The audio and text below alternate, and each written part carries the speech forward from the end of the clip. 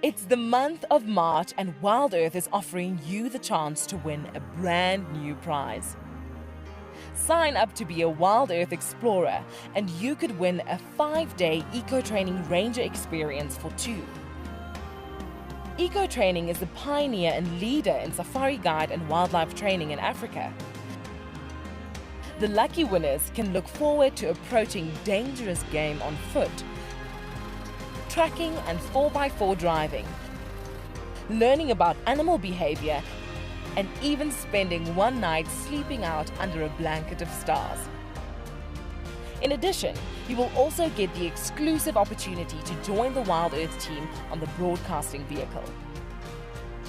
Sign up to be an explorer now, and it could be you that wins this life-changing experience. Terms and conditions apply.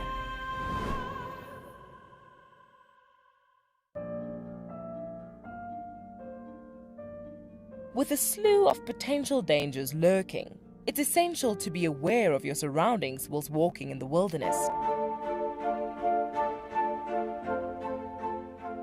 20 yards away from one of the most endangered species. This is a big bull. What a moment, what a close encounter with an Ellie bull. He's just over here now. He's moved completely away. Being on a bushwalk and seeing a leopard, I mean, it's ridiculous to be this close to a leopard on foot and for him not to run is absolutely insane. How crazy was that? Through the gap there is just the back of the head of a male lion. He is absolutely unaware that we are here right now. I'll tell you, seeing lions on foot, it definitely brings out the caveman in you, this little scared human being. Hi, my name is Tristan Dix, and I am a guide here at Djuma Private Game Reserve for WildEarth. We love connecting you to the African bush, and we always look forward to all of your questions. If you want to ask a question on WildEarth, you'll need to register on the website. Once registered, go to our live safari page and submit a question below the live feed. Catch up with me on WildEarth.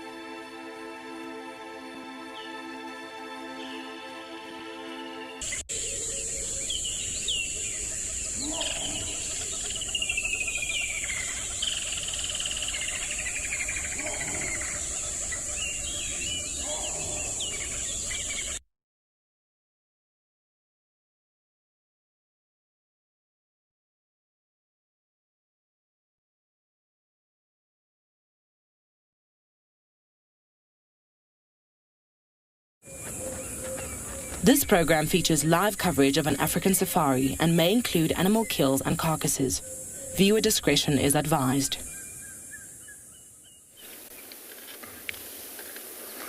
Good morning and welcome to a cloudy and overcast dawn here in Djuma Private Game Reserve, everybody. We had a little bit of rain last night and some technical difficulties. We do apologise about that, but it is a wonderful morning out.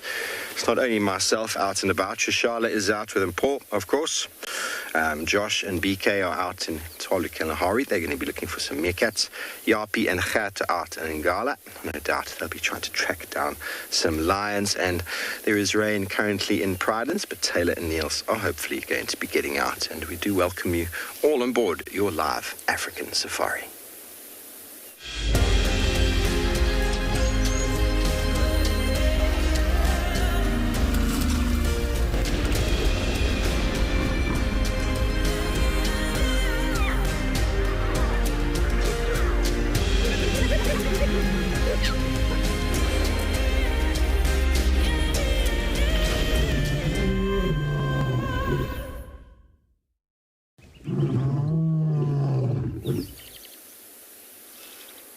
Hello everybody, welcome on board my vehicle named Rusty here on Djuma Private Game Reserve, where it is 23 degrees Celsius, 73 degrees Fahrenheit. Hello, my name is Steve, joined by Johan on camera, and we are very excited to have you with us on this Monday morning, where it is a wonderful morning.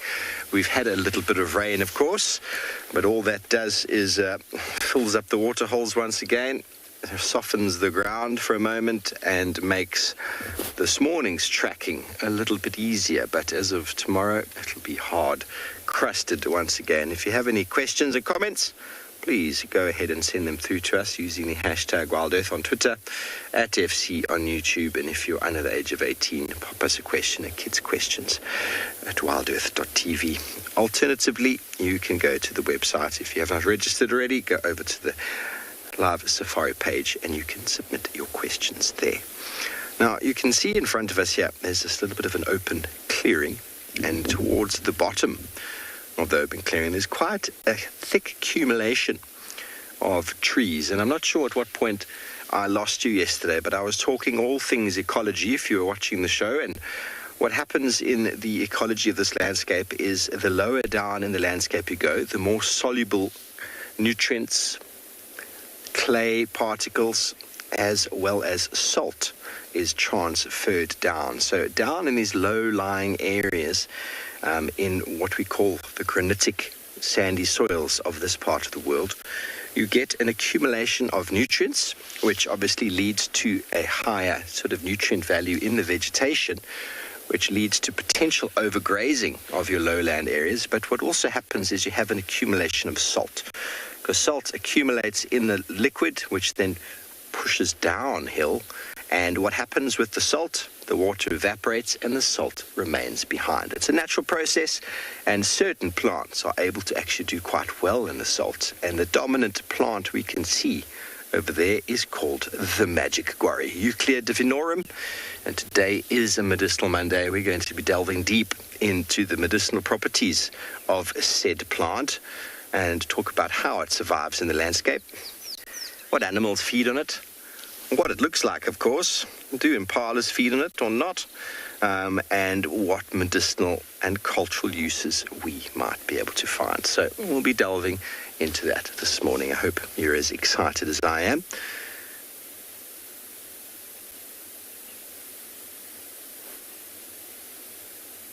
Beautiful impalas. They were out in this clearing a moment ago, and they all went bolting back across the road. You see a little tight-knit group that they form. Nobody wants to be on the edge. That's how when they move, they all move. No one wants to be the lone ranger standing out in the open plain on their own. So you see a slight sort of change in impala mortality this time of year because they're accumulating larger groups. You see a bit of a switch over to the nearly and soon-to-be rutting male impala.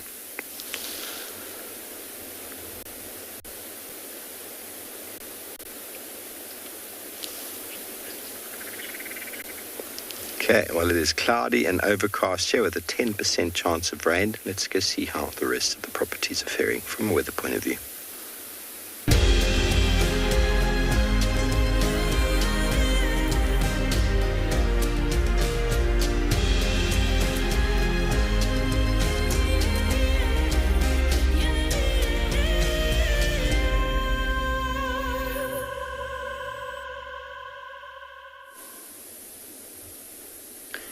Good morning and welcome to all our viewers to a very cool andBeyond Ngala this morning. And this morning we got some birds. In fact, a pearl-spotted owlet. And have a look. As he turned his head, we just saw a little bit of a spot in the back of the head, and that's actually where this little bird gets its name from.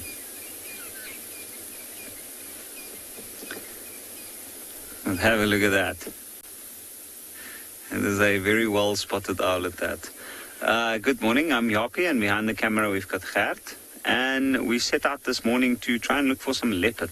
But as things go, it can be quite tricky to find leopard. So we found this little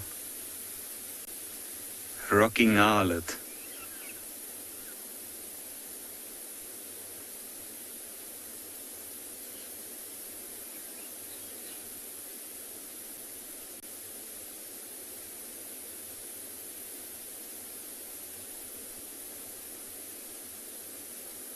Those are some intense eyes there. That little owlet, I'm sure, when it was moving its head up and down like that, was probably trying to focus and spot something small moving in the grass. Definitely something there attracting its attention, and it can probably hear it. Maybe at this point not see it. But what's amazing about these little owls is when it just now there was a dove, a ringneck dove or Cape turtle dove, sitting on the same branch as the little owl. And in terms of length, it's almost twice the size. But this little owl packs quite the punch.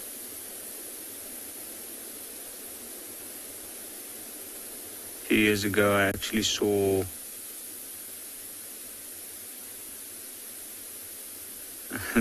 that's epic. Stretching the tail feathers.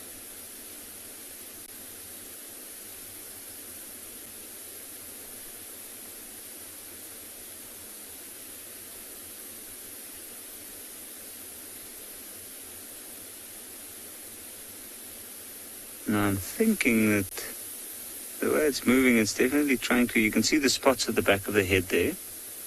That's where the little owl derives this name from. Theory is that those are a defense mechanism.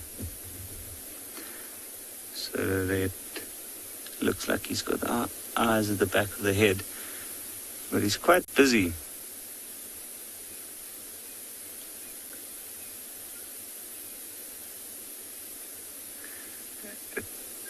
Tailor-made, that is a good question. I know with bush babies that is the case. With little owls, as far as I know, it's the same. Their eyes don't move and they move their head because of the size of the eyes and the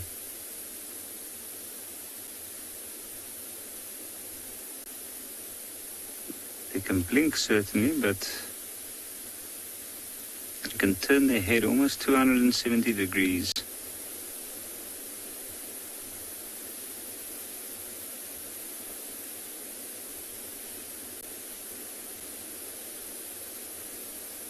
What a beautiful little bird.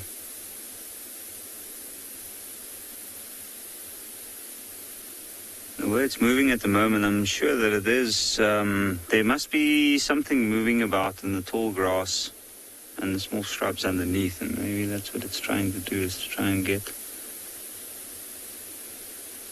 a better view or try and catch something.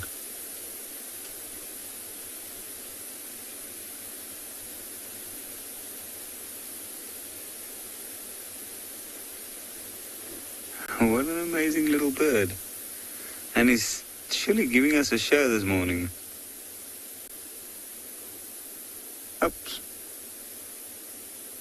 I'm still at the back there, but tricky to spot.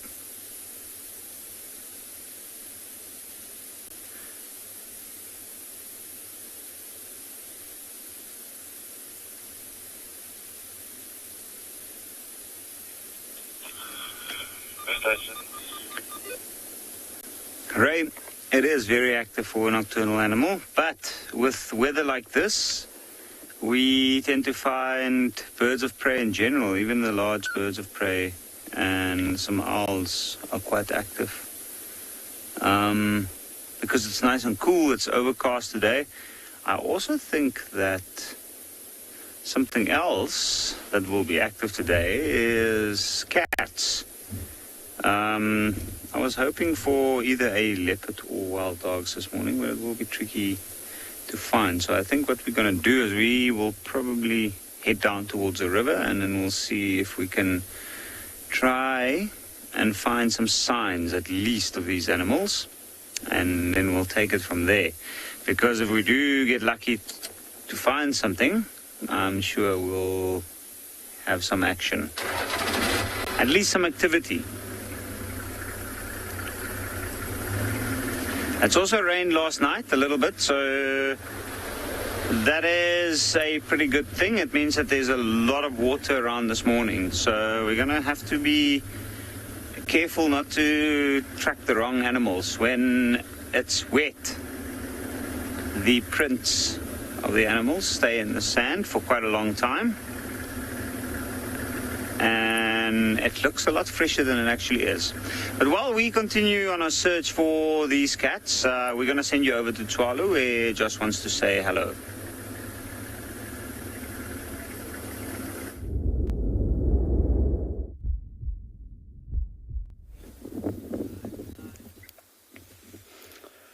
Well, good morning and welcome to a slightly windy and a little bit chilly Tswalu Kalahari.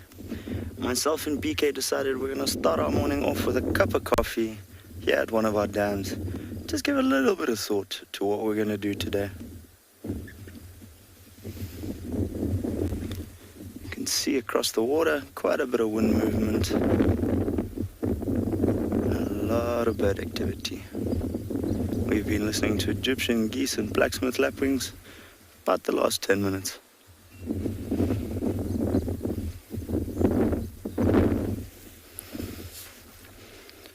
My name's Josh and I'm going to be your guide this morning. Behind the camera is BK, and welcome again to Tswalu Kalahari.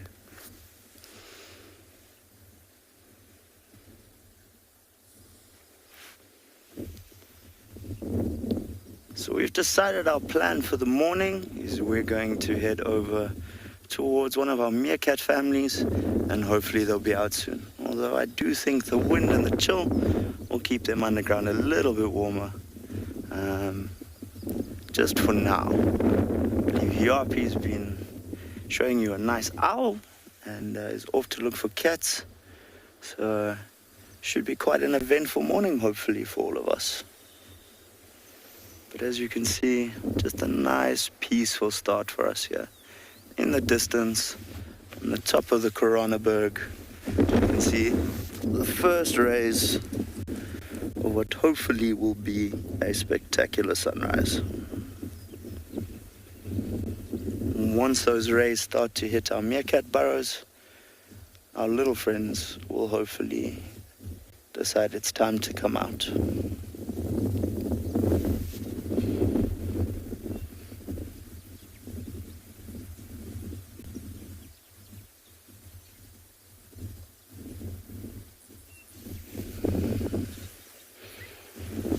can slowly see the light there starting to spread.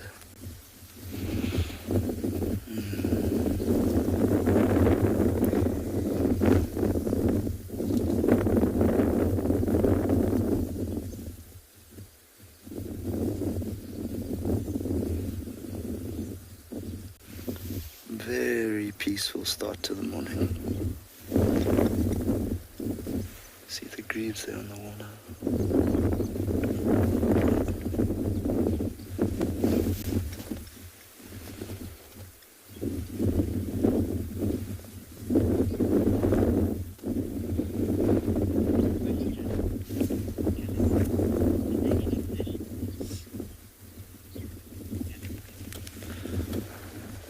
So, Rubik's Galaxy, are there any fish in this waterhole? No, there are not. There's no fish in any of the waterholes here in Tswalu. You might get frogs and small water insects and that, or invertebrates, but definitely no fish here in Tswalu. We do have, however, bouncing along the top of the water, looks to be 2 little grebes. Seem to be having a bit more of a bumpy morning than we do.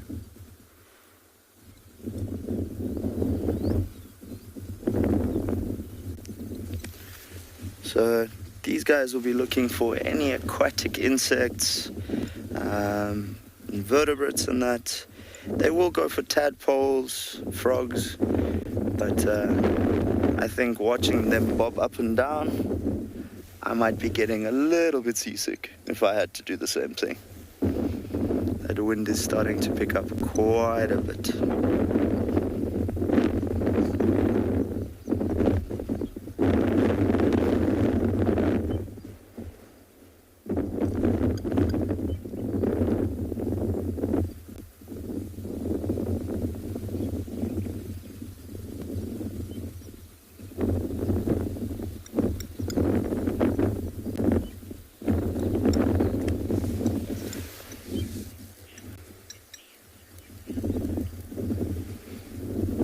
Well, it looks like Mom might be feeding these little ones, but we're going to leave them to their morning breakfast, and we're going to head towards the Meerkat.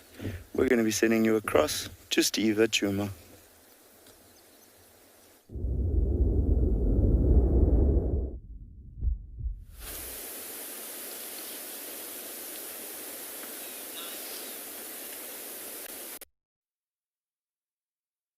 Got impalas, of course.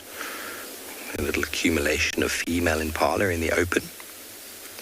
And there one, the dominant male, who's claiming this area for himself. There's going to be lots of discussion on the rutting season moving forward. Female impala that are older than a year will be coming into estrus. Might only even be at 2 years.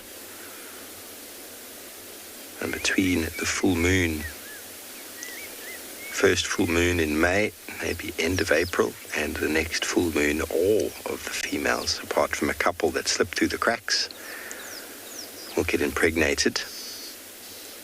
So essentially, males like this one are starting to compete, starting to isolate themselves in these areas of high resources with access to water, areas that the females would be attracted to, and obviously the strongest male claims the best quality area. And then once the females are in that area, they do everything they can to try to keep them in there. It's not easy. It's like a sheepdog chasing around lots and lots of sheep. And we talk about it quite often, but sometimes these fellows peak a little bit early. The problem is the testosterone levels start to build up in the coming months, and he gets so one-sided or one-minded, tunnel vision, that he forgets to eat. He's herding and trying to mate and competing and chasing every male he can, and invariably loses condition. Hence why I say some of them peak too early. It'd be really nice to be able to, I was telling Johan before, to be able to do some sort of marking on them. Obviously nothing permanent, nothing to damage them, just so that we know who is it that is still here at the end of the season, because I'm sure there's probably are a couple of fellows that managed to make it through, but invariably the strongest that compete and get the rights to mating aren't always here next season, but their job has been done. They're not required for parental care after fertilization of the female. Their genetics are passed on.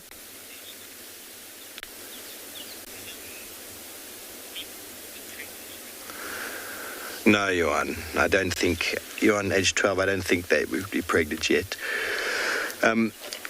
Some of them that had youngsters last season, that was in November already, so November, middle of November, late November, so December, January, February, March. It's only 4 months ago.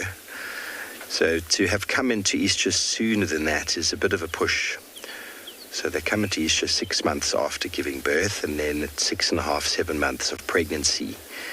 Obviously, some of the youngsters that didn't mate last year or weren't pregnant last year, that there's potential for them to be, but there's actually an induced ovulation that takes place with the males roaring. Now, those of you who haven't watched the show before might not know what I mean by impalas roaring. Any of you from the Northern Hemisphere who've ever heard the red deers making their loud, incredibly loud noise? Well, impalas make a similar noise. It's the most ghastly sound. The first time you hear it, you think, oh my goodness, there's a whole pride of something there coming to eat me. I thought that the first time I was on foot in the Timbavati, never having heard an impala roar before. It's this loud, gurgling, roaring sound, and that is cued with the ovulation, and it actually brings the females into estrus. So it's a very interesting one. They're actually stimulated by that very loud sound. It peaks the males. Obviously, the pheromones are being developed, and that's what causes the men to get heightened testosterone levels. And then they start to gurgly roar. It's the craziest of sounds, but that roaring is actually very, very important in the breeding of the females. So without any of the roaring happened yet, I'm not saying it's impossible for females not to have been in estrus, but it's unlikely. It's unlikely. And it happens towards the end of summer into autumn, because that's when they are their fittest. They've had the most amount of food. They're in a really good condition. And then they time it perfectly so that their babies are dropped as the rains are falling and the vegetation's returning to good life again, which gives the babies lots of cover to hide, lots of shelter, and also gives the mamas at the time good amount of food to build up their condition. So right now this fellow seems to have claimed himself a small spot, but he's doing a very good job. He knows he's got to keep eating. He knows he's got to keep his head down and feed as much as he possibly can. But how often do we talk about animals being on their own? The benefit of eyes and ears is a very, very evident defense mechanism against predation. And the less time he spends feeding, the more condition he loses. So we were already seeing quite a shift in the impala dynamics at Pridelands. Haven't seen much of it now, although there are a couple isolated incidences of males claiming areas, but they basically just go and stand there. And once the testosterone starts to build up, you're going to see them starting to compete for those areas. If another male walks here, he's going to get a little bit antsy about it.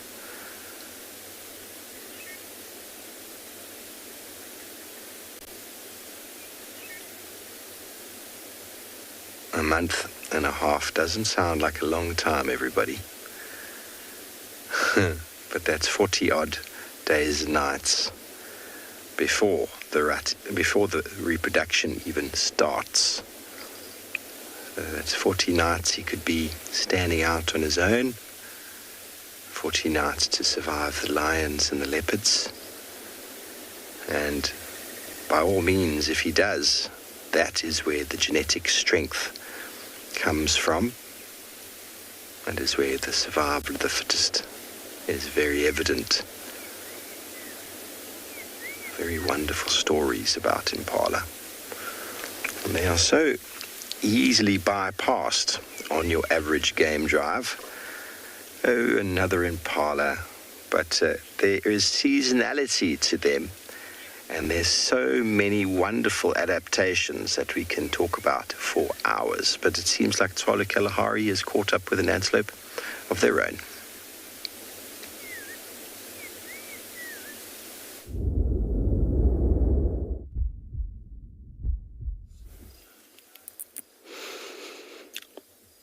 Welcome back. So, on our way to look for our meerkat friends, we stumbled across this lovely chap. So this is a male Springbok, And as I said earlier, it's a little bit windy here at Tswalu.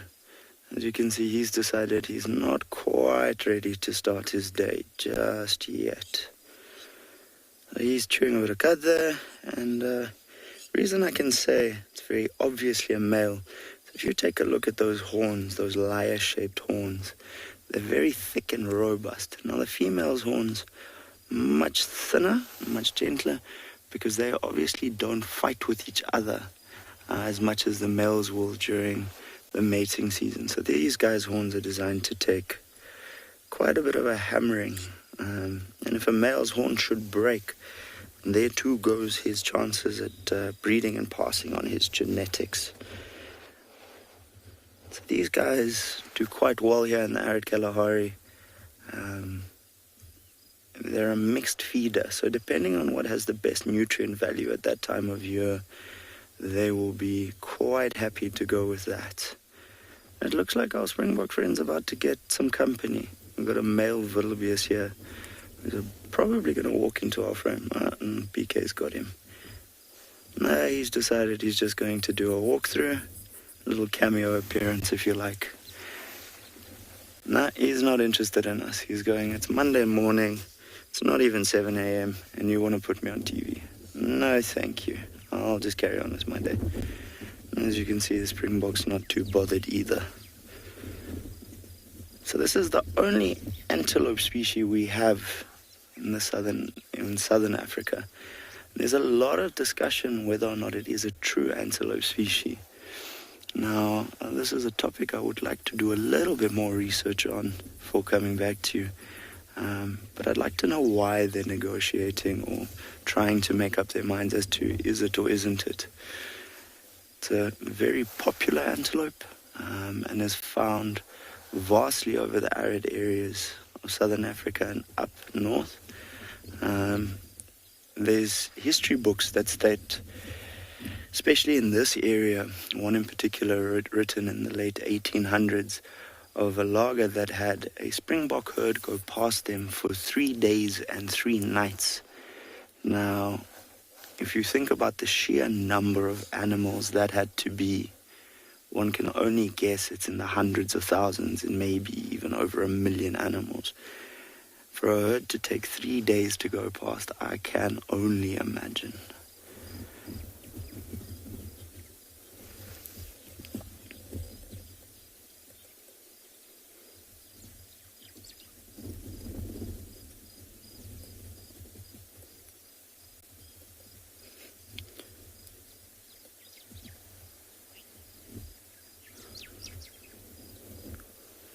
I think we're going to spend a little bit of time here and just see what this chap gets up to.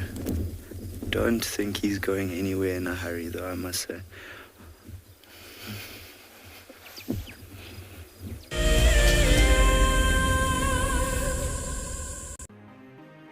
It's the month of March and WildEarth is offering you the chance to win a brand new prize. Sign up to be a WildEarth explorer and you could win a 5-day eco-training ranger experience for 2. Eco-training is the pioneer and leader in safari guide and wildlife training in Africa. The lucky winners can look forward to approaching dangerous game on foot, tracking and 4x4 driving, learning about animal behavior, and even spending one night sleeping out under a blanket of stars. In addition, you will also get the exclusive opportunity to join the WildEarth team on the broadcasting vehicle. Sign up to be an explorer now, and it could be you that wins this life-changing experience. Terms and conditions apply. WildEarth explorer Jenny recently joined Tristan as he broadcast live from Djuma. Awesome to kind of have a guest on board. I'm looking forward to this. This is Jenny. Hi everyone. And Jenny is the first of our Ticket to Dream holders.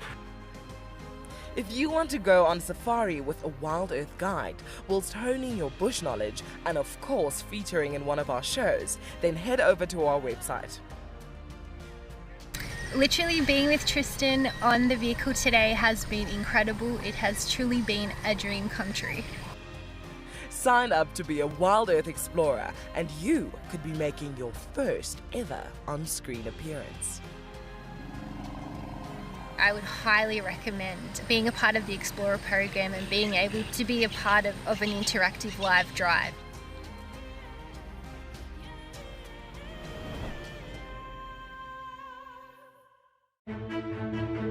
I'm Nikki here at andBeyond in Ngala in South Africa. I love getting questions from viewers about all the small things within the environment and how it all is integrated with one another. If you want to ask me any questions, please simply register with the WildEarth website, head across to the Live Safari page and then post your questions there. I'm looking forward to chatting to you on my next WildEarth drive.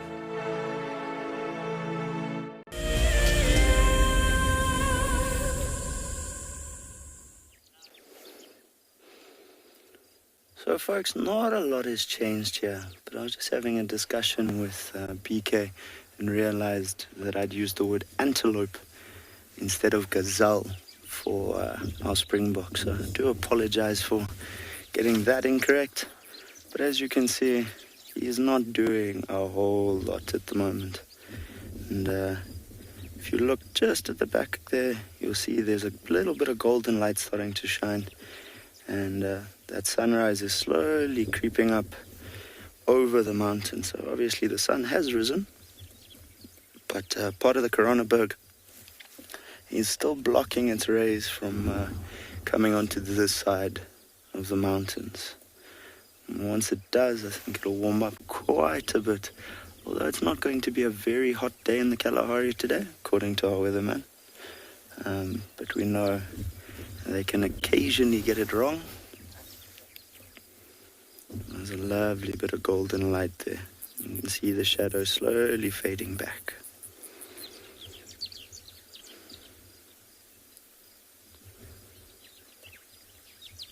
So we've only got one young gentleman here, but these animals can form herds up to 7,000 individuals when moving between feeding areas or going towards new feeding areas. So they'll follow where the heaviest rains are.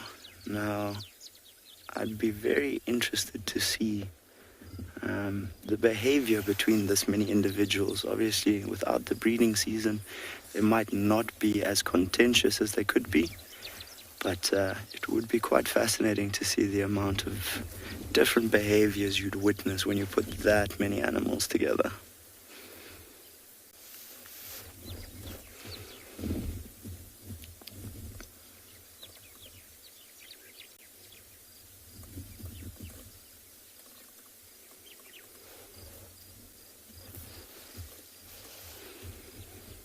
He's definitely not keen for this Monday morning, that's for certain. Nice lazy morning for this gentleman. So, currently not the rutting season for them, but when it does start, he'll be giving his all to try and see if he can't get a small herd of females and pass on his genetics. The young are born roughly with a gestation period of about 170 days and can weigh anywhere between about 3.5 and 5 kilos.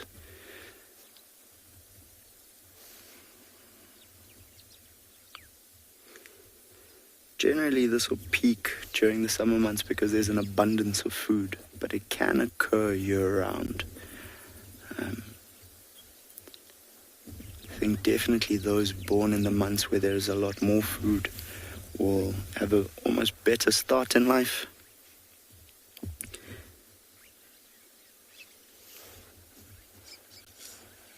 And these young are born able to walk within hours of birth. So they'll generally join the herd after 2 days.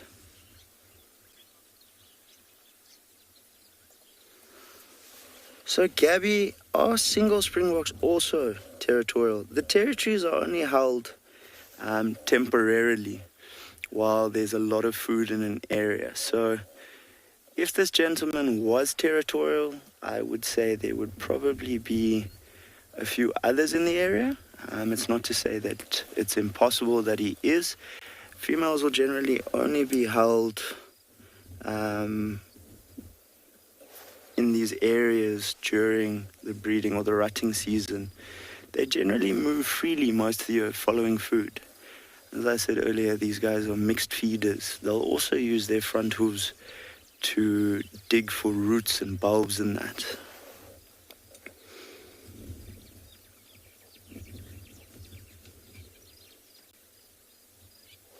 So what they'll primarily do is when the rut is on, they try and herd the females and keep them in their territory.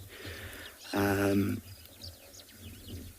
would say, considering how often we see this ram in the area, that it's definitely not impossible that he is the territorial ram. But I must admit, 90% of the time he's on his own. So he must be slightly lonely then.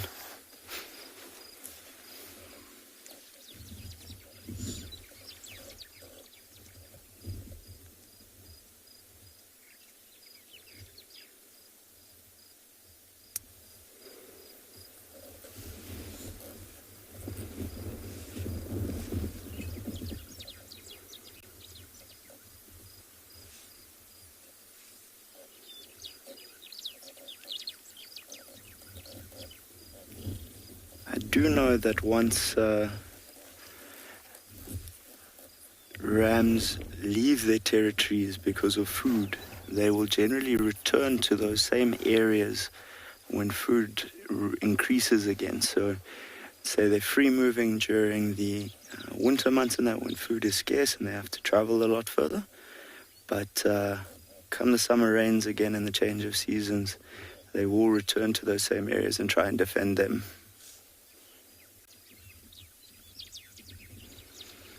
So I do believe there's something exciting going on the other side of the country.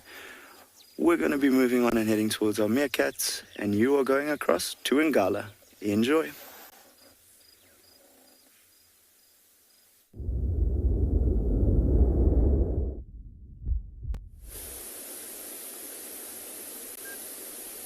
Something exciting indeed, and that female's face tells it all. She looks so excited. But just look at that intense stare from the male. What's interesting here, and this I haven't seen that often, is this male lion is quite impatient.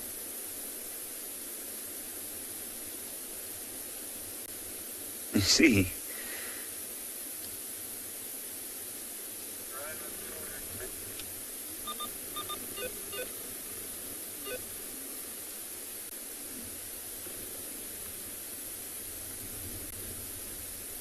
Another thing I've also noticed when he is mating with the females, I have not noticed them swinging around to try and cuff him through the face as they often do. But this is a really interesting situation. So this male, this is the territorial male in this area, one of the two. The larger one, he's got a much darker mane.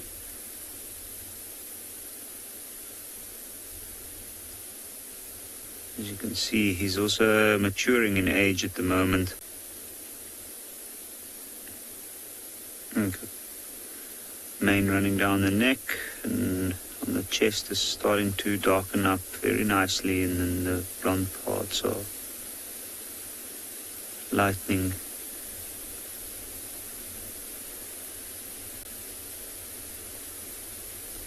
And he's got a face that tells quite a few stories. If you look at it closely, you'll notice there's quite a few scars. And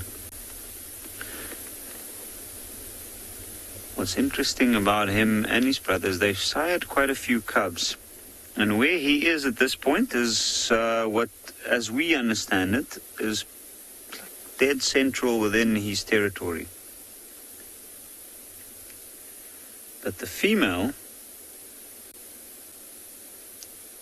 she, even though she moves around, and lions do cover large areas over long periods of time, but generally speaking, this is a little bit out of her usual territory. And she's from a different pride, even though she's related to the pride that occupies this area. She's not from that pride.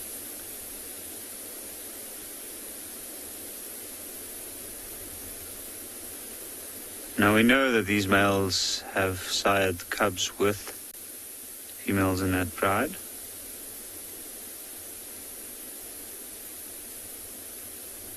They haven't really seen the mating. So this is actually quite exciting.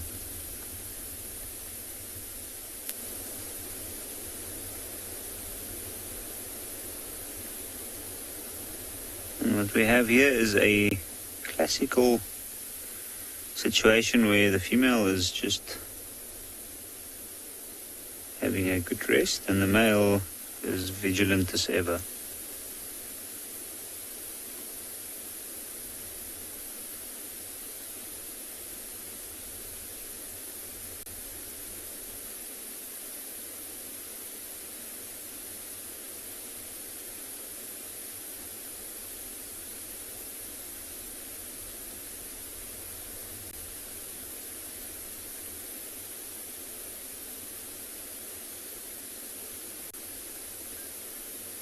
Chile, do we ever get an all male pride? We actually, so the all males, if the males are all together, we call it a coalition.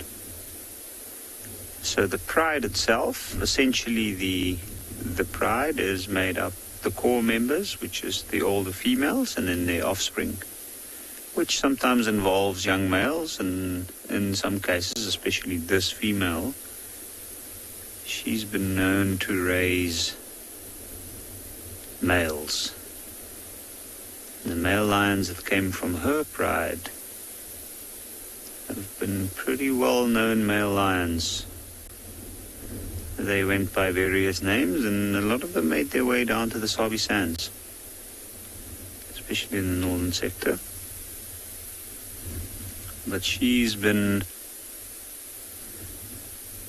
known to raise males.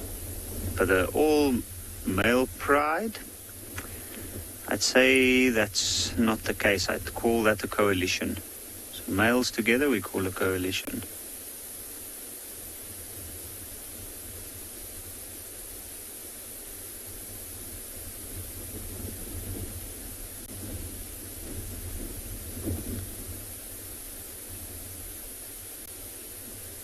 I do find these male lions, this one and his brother, quite interesting in the fact that when they arrived initially, they're not very big.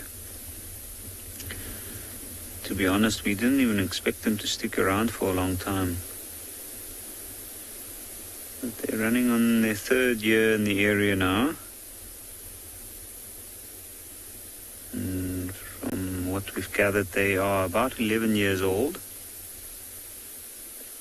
And they're maturing nicely at the moment.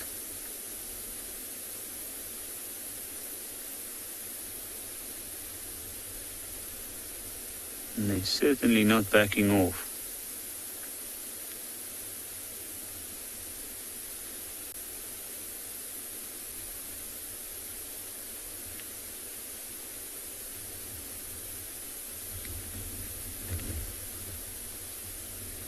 He's resting a little bit, but he's got his head up because he's quite aware of what the female's movements are doing, and he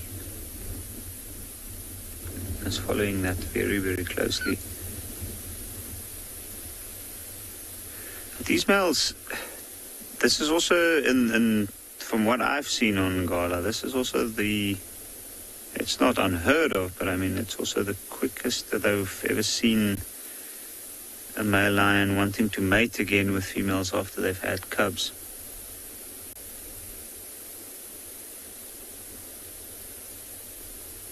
And also normally this time of the year, the hunting's slightly more tricky. And usually this is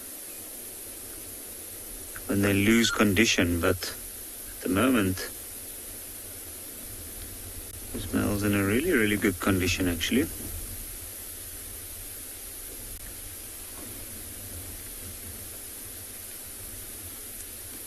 And there's some hyenas calling from very far away.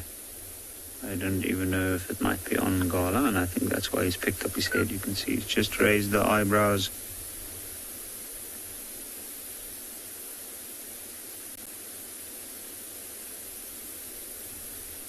And that's just him giving an indication that he's paying attention.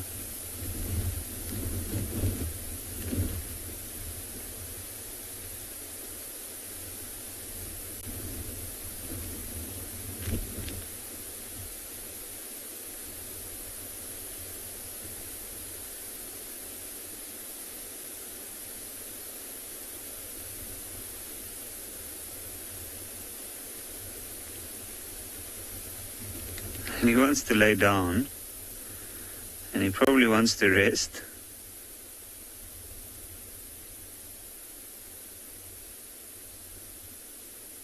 But he can't really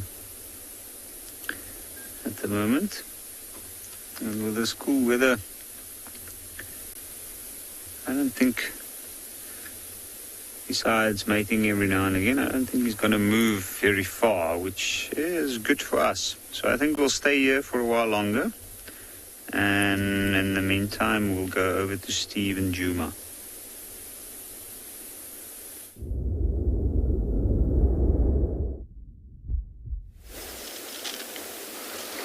Welcome back to very overcast Djuma, everybody, and well, don't worry, because we have found the magic Agwari once again. And what's quite noticeable about where I'm standing, in and around where we are, is this kind of like a thick band of these trees. We find ourselves quite low down on the landscape, the top of the hill being up that way, and all the salt sort of wash down the landscape and accumulate in an area like this. So the grass and the vegetation is normally quite nutrient rich. There's also a lot of salt, as we said before, so the potential for overgrazing here is actually quite high. So where you find these gwaris often can lead to, not because of the plant themselves, can often lead to an area that has got a soil that has got a different chemical composition. We call them sodic sites. There are very many of them in Pride, and it's quite commonly seen. We do have them here as well, but they're not that easily seen over here. They're actually looking all right. But what happens is, if the overgrazing happens and this grass gets removed, what's the first thing that happens when grass gets removed? You get your exposed soil layer, and then water runs that off. You get erosion. You lose your top layer of soil. Underneath that top layer of soil is where the salt has been sitting, and you get this very hard, compacted soil that is very, very difficult for plants to grow in. Very natural process, very organic, but in areas of high overutilization, it's happening more and more and more. So areas like this where you find these gwaris are very susceptible to that kind of situation. But the gwari themselves, throughout the year, is a very nice shady tree. I know you probably can't tell right now because the sun's not shining, but this tree is evergreen. It's got leaves throughout the year, and so a very, very nice place in our winter months to find animals is hiding under these trees. Obviously quite low down on the landscape, the nutrients are quite accumulated, so the vegetation is very tasty. But how many times have we found our lions, leopards sleeping under them? Wildebeest will actually move around these trees depending on the time of the year, depending on where the sun sits, and the shady spot will always be quite evident, which is quite nice. But the gwari itself, very, very commonly found down here, and it's quite an easily identifiable tree. If you can see the shape of it, forms a little bit of a mushroom. These are quite big. They don't get huge for the most part. We get many most of the time. It's just small little ones that we find on the ground. That's when they're starting to encroach. But when you look around here, you can see quite a number of very well established magic gwaris over here.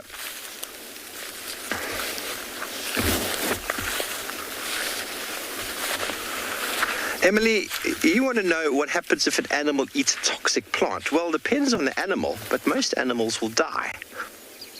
So eating toxic plants is essentially not something that animals will do, because toxic normally means poisonous. So it's something that most animals will avoid doing. Okay, so have a look at the gwari over here. You can see that it's actually quite a large specimen. You look at the stem, because if you ever try to identify a plant, don't just get a leaf.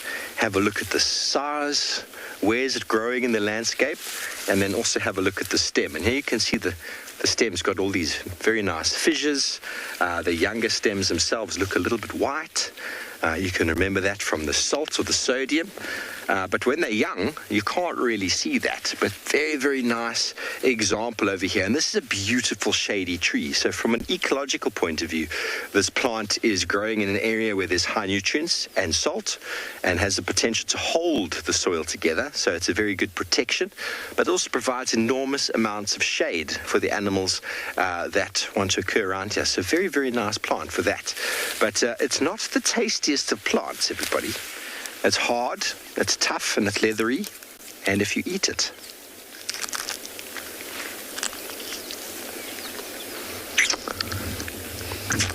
it's very, very bitter. Okay, well, we're going to harvest and do some more work on a magic warrior where we've sent it to Trish, who's found a very cool bird.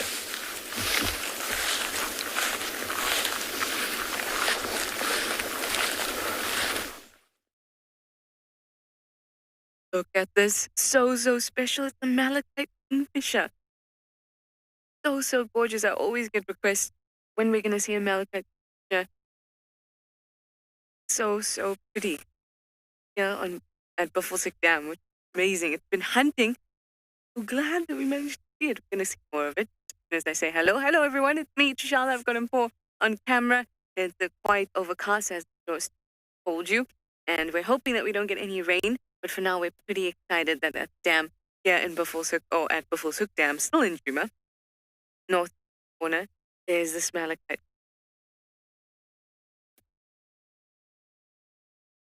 It is the most beautiful kingfisher. We're not very, very close to it. Oh, there we go. Your magic, your magic. It's colors.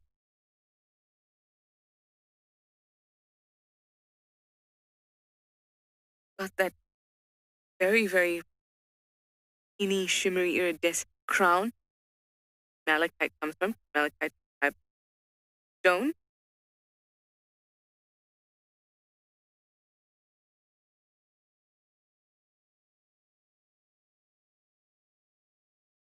Even if I were to rename it, I'd call it malachite azure.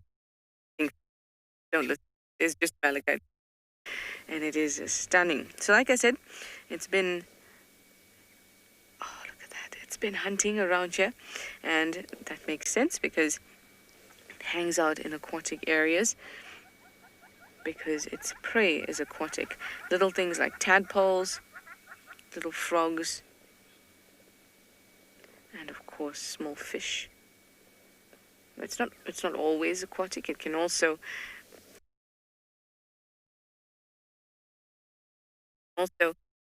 take fringes, yeah, insect.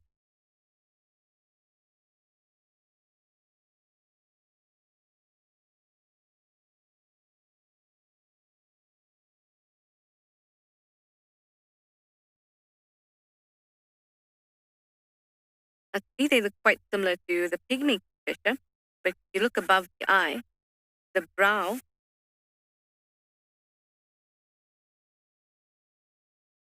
is blue. Still orange. Anyway, let's just enjoy watching it. Hopefully it'll hunt for us, and let's listen to the morning sounds here at the dam.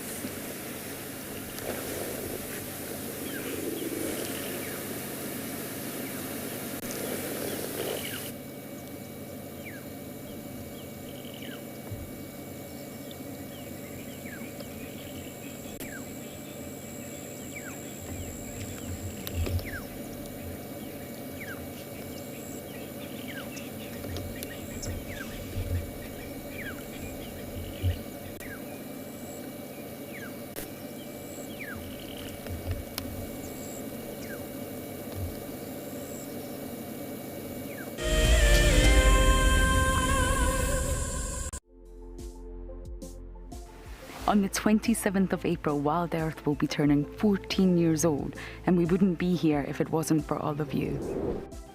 And to celebrate, we will be finishing the beautiful book that we started last year that looks at the history so far. But we do need you to be part of it. Please submit your most memorable sighting, or what WildEarth means to you, or even just your name and a comment to be included inside the book.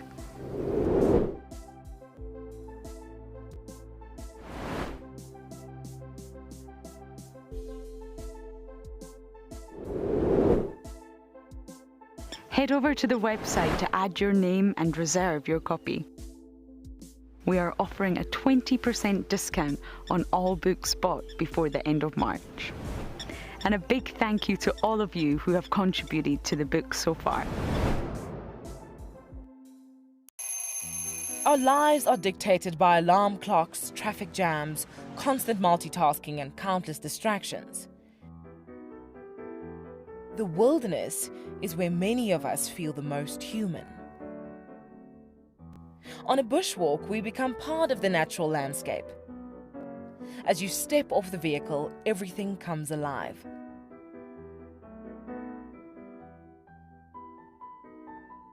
As with any risky experience, walking amongst these animals inspires awe and appreciation.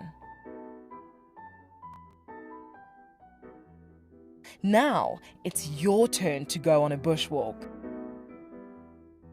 Join us from Pride Lands as we slow down our thoughts, put aside our distractions, and reconnect with a place that first taught us how to be human. My name is Ross, and I'm a field guide at andBeyond Phinda Private Game Reserve. I love getting questions from guests on WildEarth because I love sharing and learning information about nature with new people, and it also makes me feel like you're all joining me in real life. If you want to ask a question on WildEarth, then you need to register on our website. Once registered, go to our live safari page and submit your question below our live feed.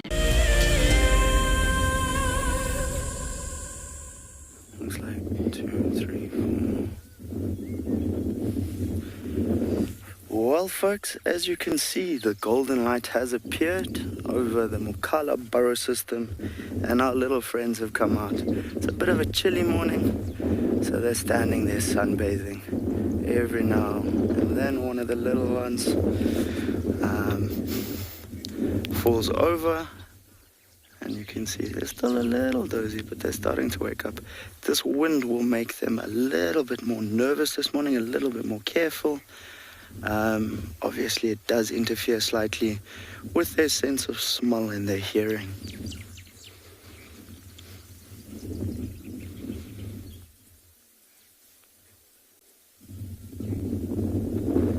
There's a little one just below that adult staring at us. Oh, no, he's decided he's going to sit in the sun again.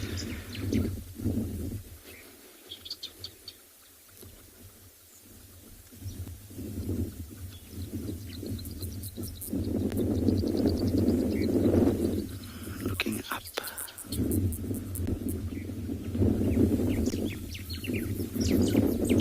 So these little guys will spend quite a bit of time constantly looking up, wondering who's out there, because some of their predators are aerial predators, so pale-chancing goshawks and that will always be a threat to them.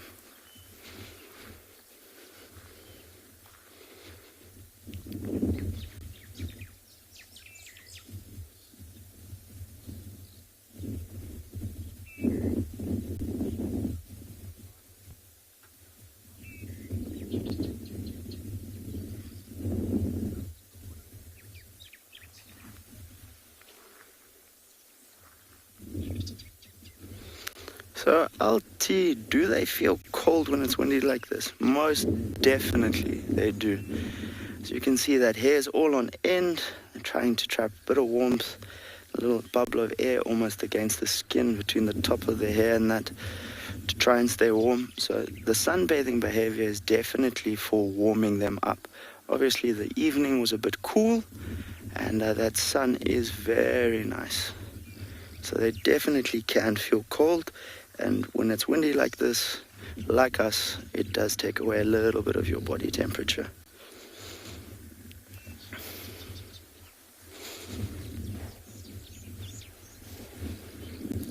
Very curious little one here going, what are you doing?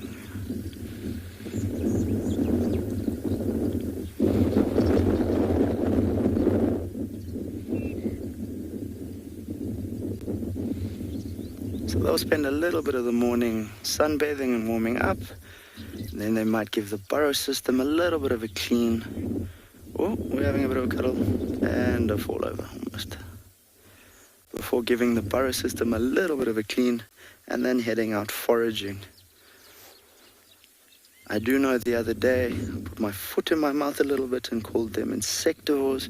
They actually are carnivores. So for that, I do apologize.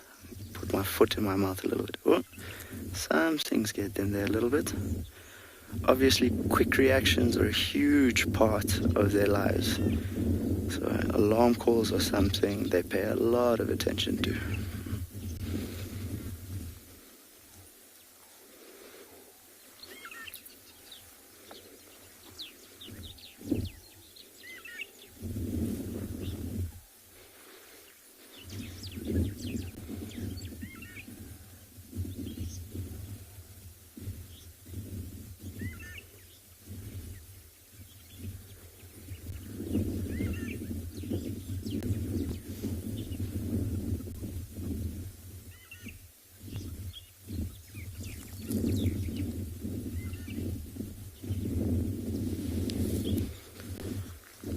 So the question is, are meerkats immune to venom?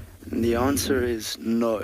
Not to my knowledge, and certainly nothing I've read.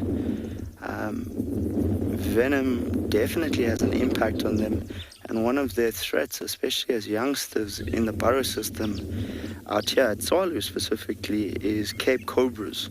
So, no, I wouldn't say they're immune to venom. What they are, however, is incredibly agile and very quick. So, they are capable of killing snakes and eating them as well. But as to an immunity to venom, nothing that I've ever read or heard would lead me to believe they have an immunity to venom.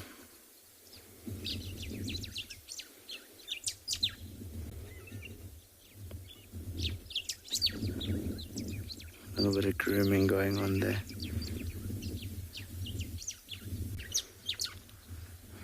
PK will swing a little bit further back. You'll see the senior female at the back there sunbathing. She's quite a lot larger than the others. You can see her mammary glands, and she is looking very round, I must say.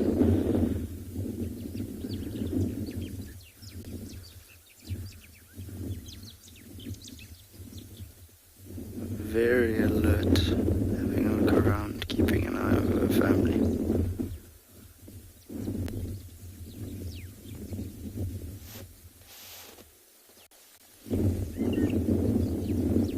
A very loud fork-tailed drongo there in the background.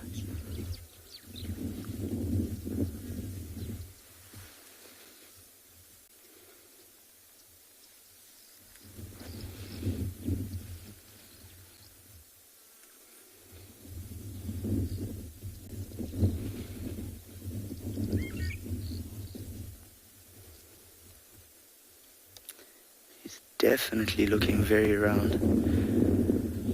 Be interested to see if she could potentially be pregnant again. Have to have a chat with some of the other guides and just pay a little bit more attention to what she's up to over the next 2 weeks or so.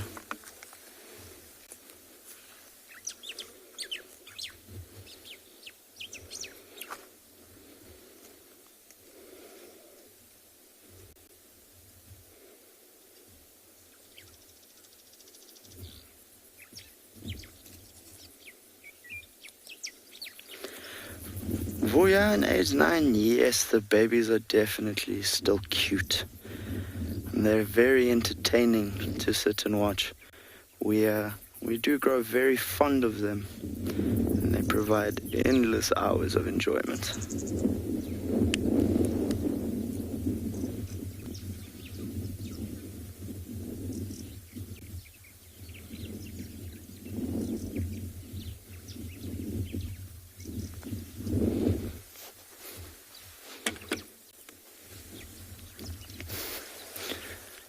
This little one's trying to decide if he's going to be a TV star.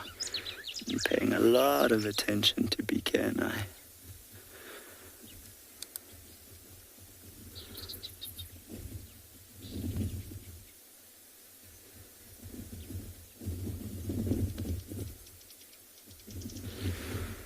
So folks, we're going to spend a little bit more time with these guys and see what they get up to this morning.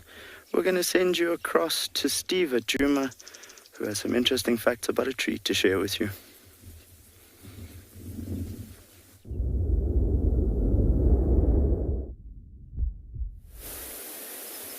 Welcome back, everybody. Well, indeed, we are looking at a tree. We are harvesting. Just done a little bit of harvesting of the magic worry, and we've also found some interesting things. So let's identify. Now, what I find interesting, and it's why some people struggle with plant identification, is these are both the same plant. The one on my right, these are new leaves.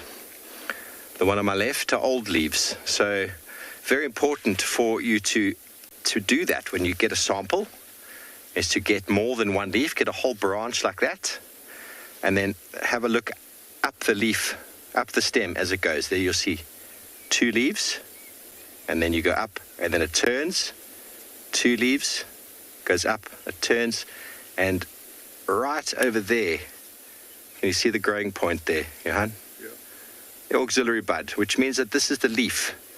One of these is the leaf, although that leaf has been eaten. Let me get you another leaf. There is the whole leaf there.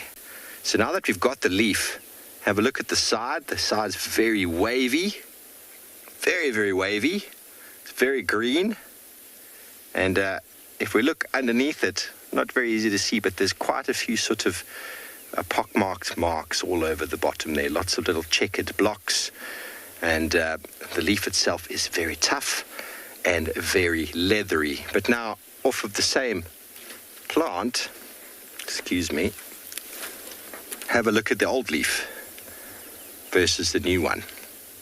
Very similar, but this is just new growth versus old growth. So when you find the plant growing and there's a new sucker or a new growth plant coming out of the base, very much likely going to look like this one versus that one. But other than that, everything is the same.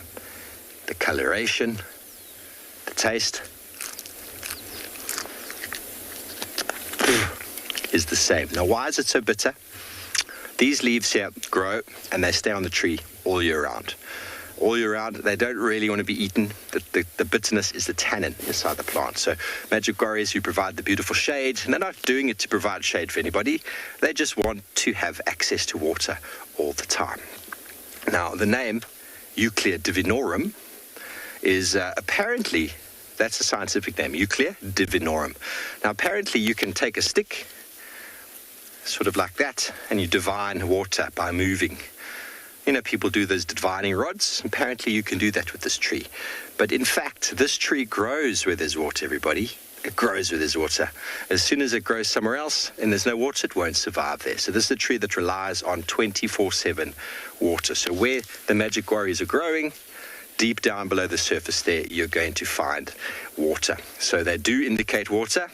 They do grow down on the landscape where there are seep lines. They do grow down close to the water. They grow down where the water table is quite shallow to the surface. So very, very important element in that. And you know you're low in the landscape when you find these plants. But we found a wonderful sample of this one as well with little berries. So we're going to keep delving deep into this plant as we go, but let's send you over to the Meerkats.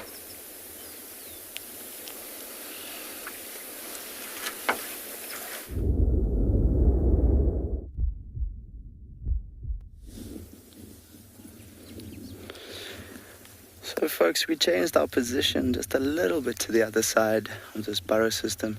As you can see, we've got a lot of playing going on here, a lot of activity.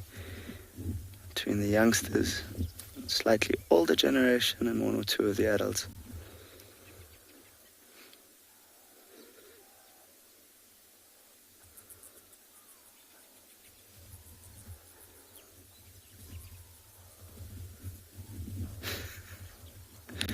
They truly are incredible.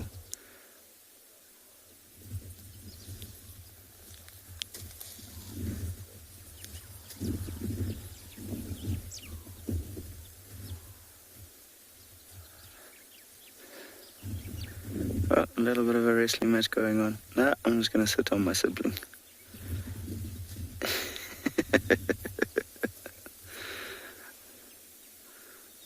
Lots of back and forth going on.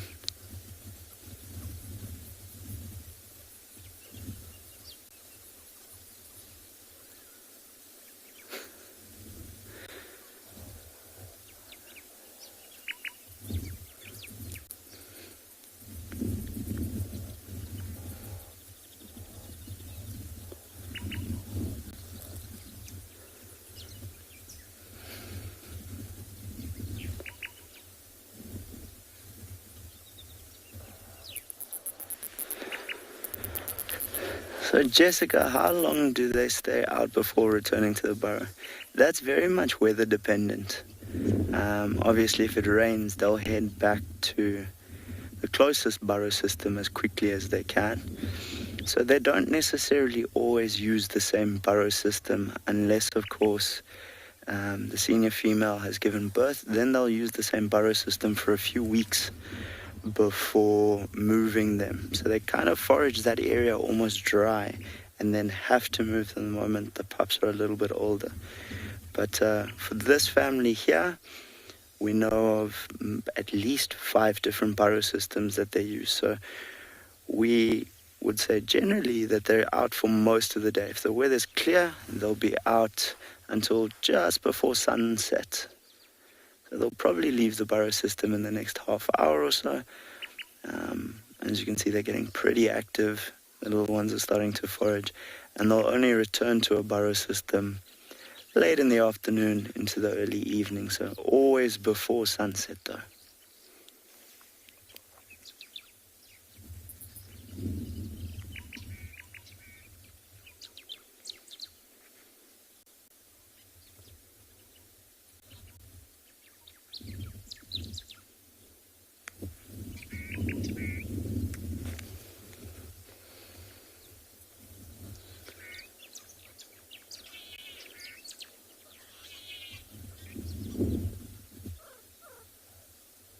Lots of talking going on here between them. Also got some sociable weavers, as well as a crimson-breasted shrike singing in the background. So definitely no shortage of nature's chorus this morning.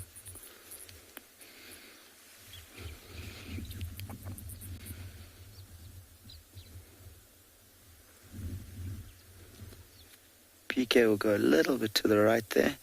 We'll see one of our adults cleaning out the burrow system. So, like all families, everybody's up to something. Oh, this one's gone underground now, but in the background there, every now and then we see this adult popping out and throwing sand out. So obviously at night they won't go out of the burrow system because it's too risky for them. So they do defecate and urinate within the system, and that is what you can see, that individual there. She's throwing all the old sand out and just cleaning the system a little bit. But there's a hive of activity going on here. We've got one cleaning, it's that sand being thrown. We've got some youngsters playing, some sunbathing, one or two slowly starting to decide that it's time for breakfast.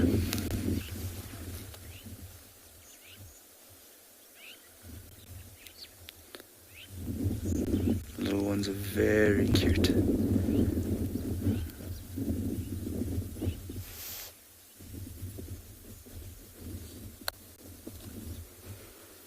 So the question that was asked is, how are they able to eat scorpions? And the answer is very simple. They bite off the stings.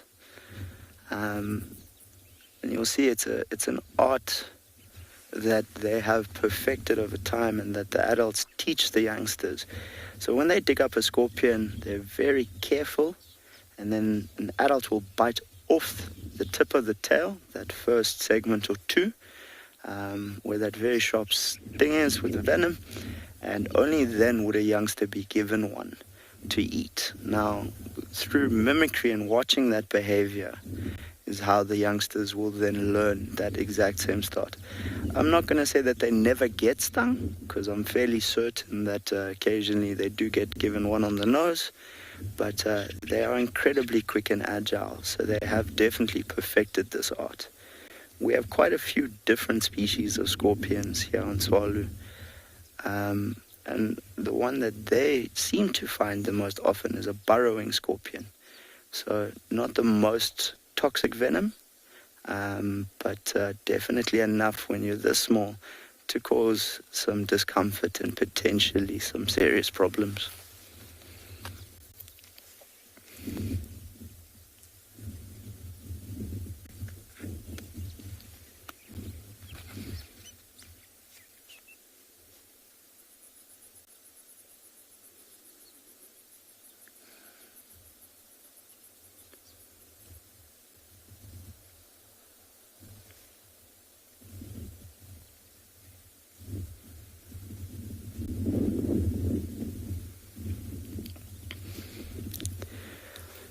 David, age 4, has just asked us, why do they run with their tails up?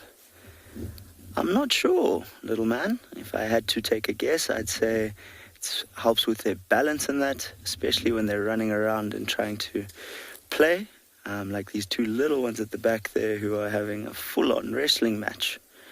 And also as a way of keeping track of each other. They're able to see that tail like a little radio antenna.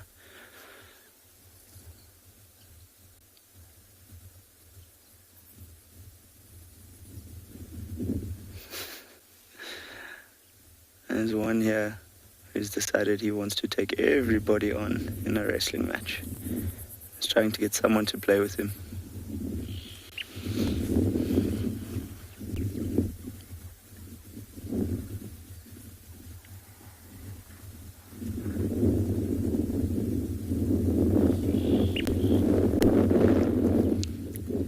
Definitely lots going on here.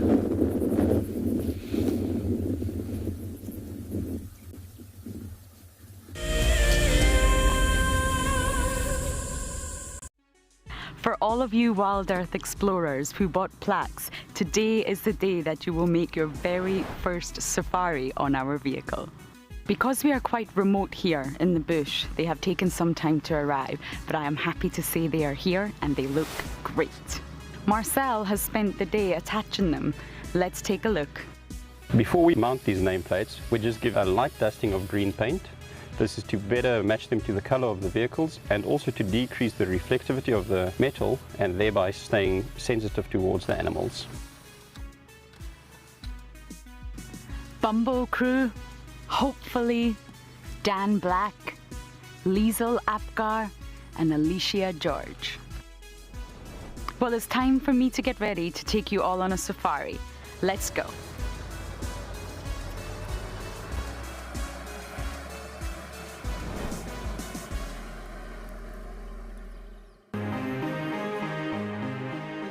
I'm absolutely delighted to have won the February prize draw for 3 nights for 6 people at the Djuma Private Game Reserve.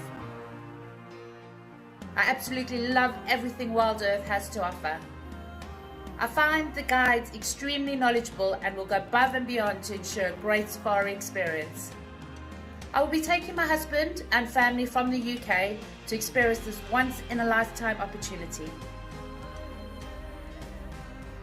One of the main reasons I joined the WildEarth Explorer program was for the fireside chats and also to win an incredible prize, which I am so fortunate to win and incredibly happy. I would like to thank WildEarth for this amazing prize and cannot wait to meet the team.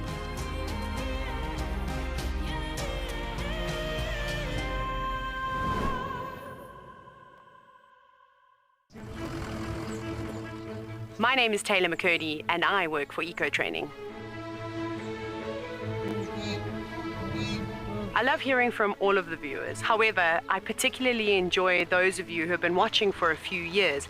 Your questions are just so advanced and they really get me thinking.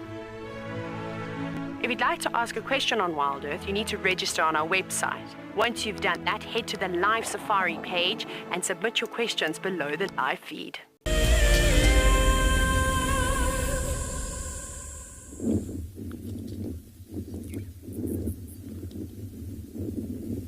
Well, as you can see, everybody's come together a little bit, although there is one individual behind us who we can't see at the moment, starting to get a move on.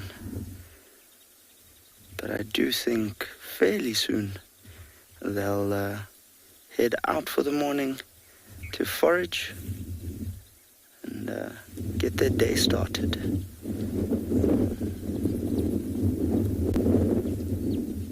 Bit of grooming going on there.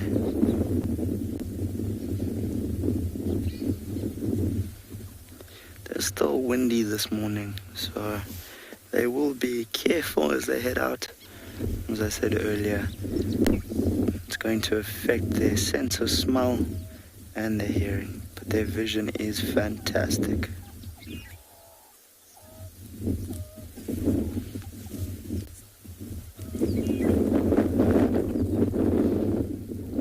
Looks like the day is about to start. One little one here, very curious. What is BK up to?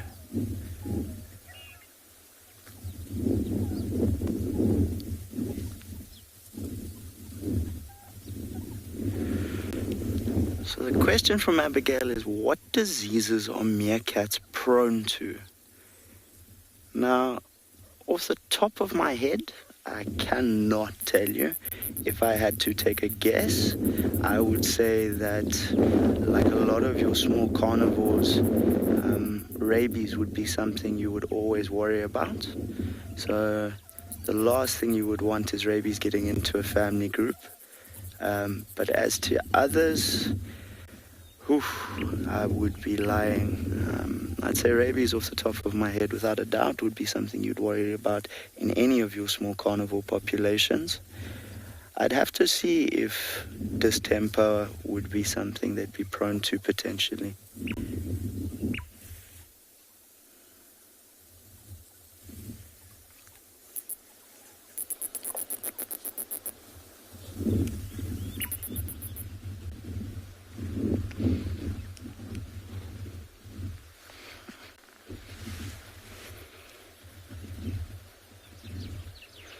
So most of the family is headed off here just south of us, so they're not too far.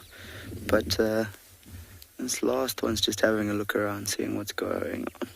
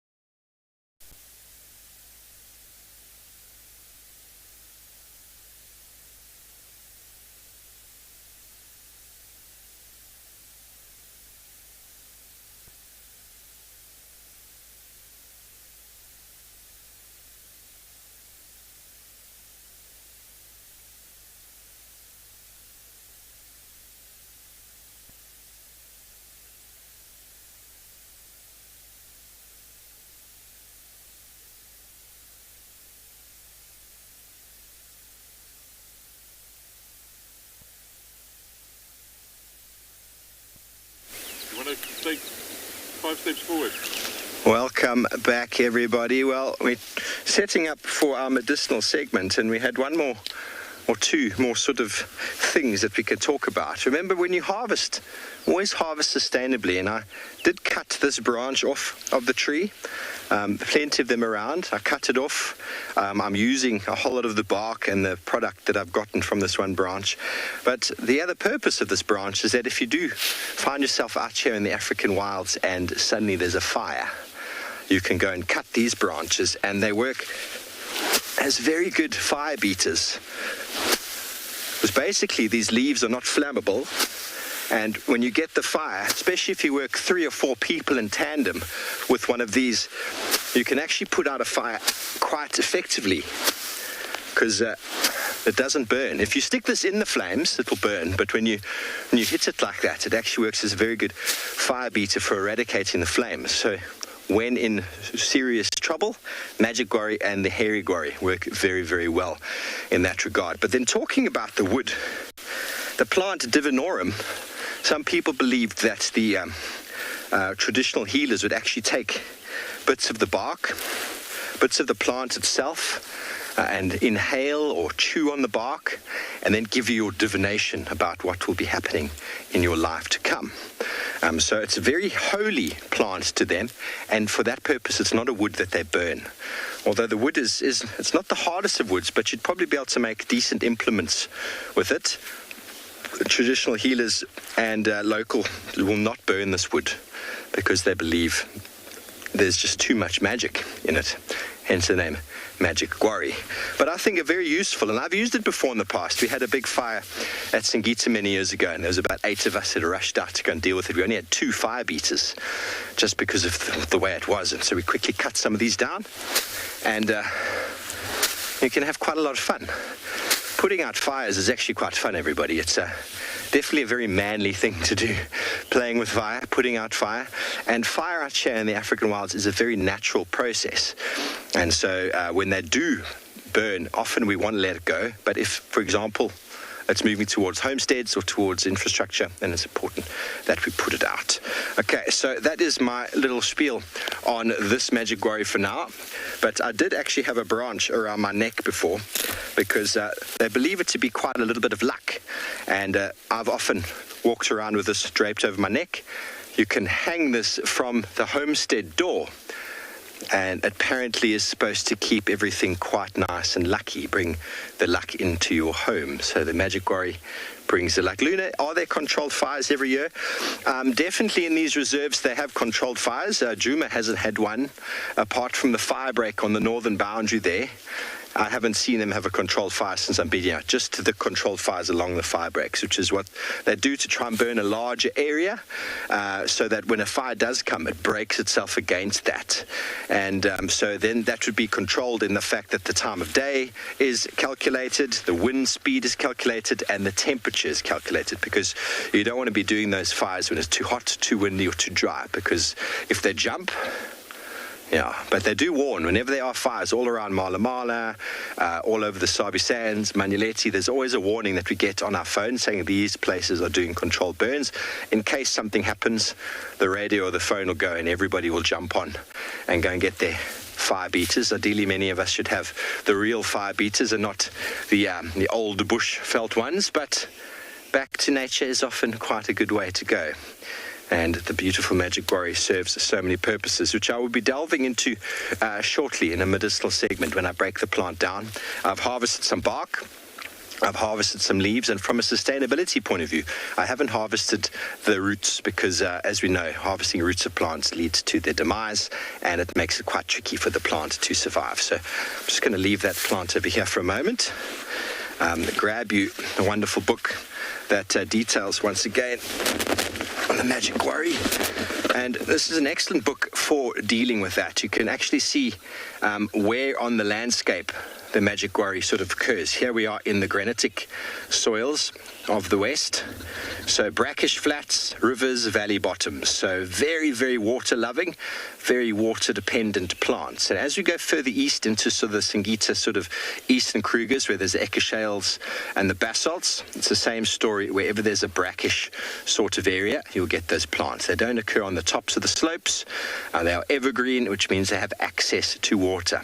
If you do find them somewhere, there is water. You'll be able to dig and get some water. But very nice to see. I was showing you the leaves before. Here's the very nice structure of the leaves, the opposites like that, the clusters of the fruits when they're nice and green like that. We've actually managed to find some nice red ones, and then a nice picture of the bark. So this is a great book for identifying and finding plants in the low veld, and there's a couple of them around. And here, a very good example of the sort of bell shape, or what do you call it, a mushroom shape, and the soil underneath looks very, very, very sodic and overutilized. Okay, the Shangaan name, Hlangula, and I'm sure you've all heard of the male leopard that we have around by the name of Hlangula. So his name is named after this tree. Okay, so I think we're going to carry on. I'll put my binoculars back on. You don't want binoculars on when you're beating the ground. Okay, well, it sounds like Taylor's out and about in Prrivate, so we're going to quickly send you back over to her.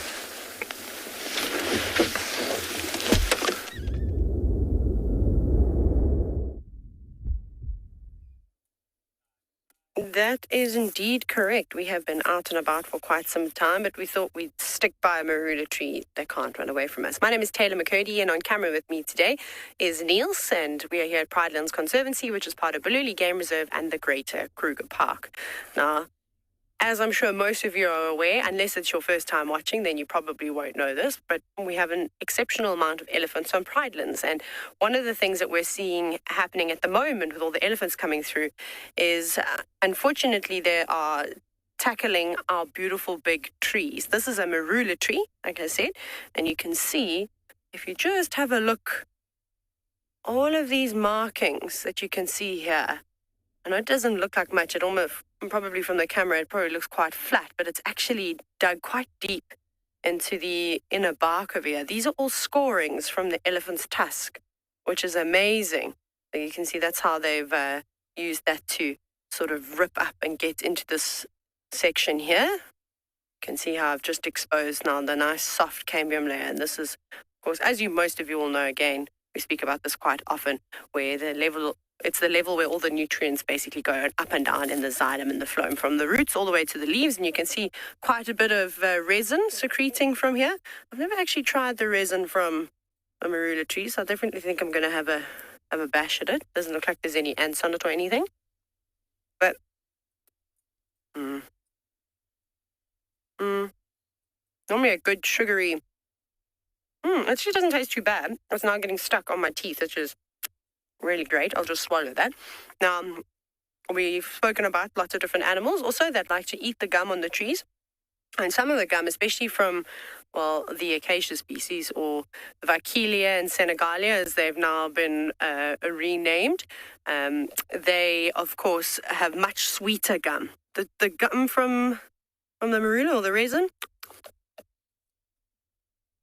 4 out of 10 for taste.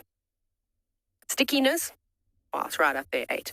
But then I saw something else. Niels, come and have a look here, which was really cool. It's so small, though, so I don't know if we're going to be able to see it very well. But as we're walking past the tree, it wasn't the scoring of the bark that I noticed. I saw some white, and at first I thought maybe it was some kind of a scale insect. Just want to grab a stick here. So I'm trying to give you an idea of also how small it is. There we go. We use the node of buffalo grass. Sorry, here it is.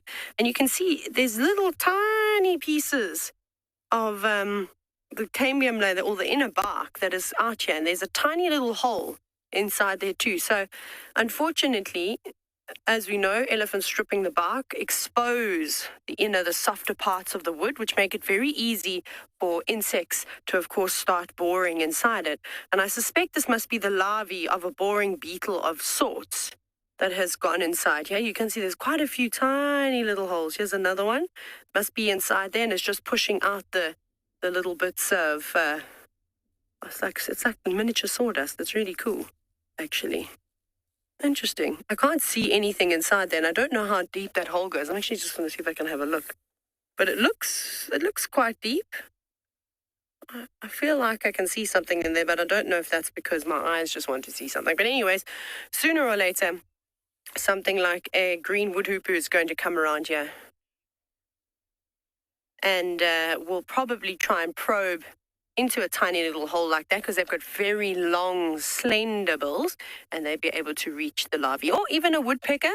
Interestingly enough, with woodpeckers, it's not their beak that they're using to bring out the food.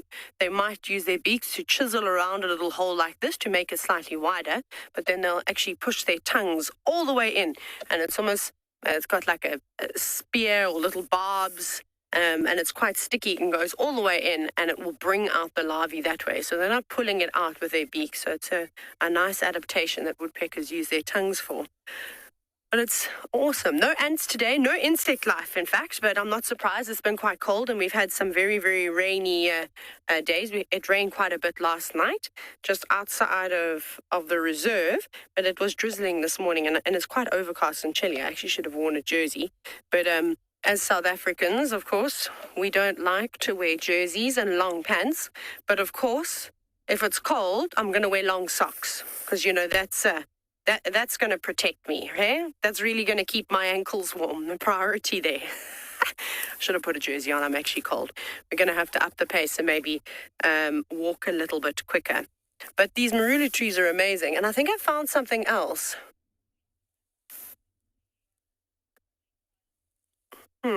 But we'll show you that a bit later. I'm going to go and do some investigating and see if I can find you something else interesting.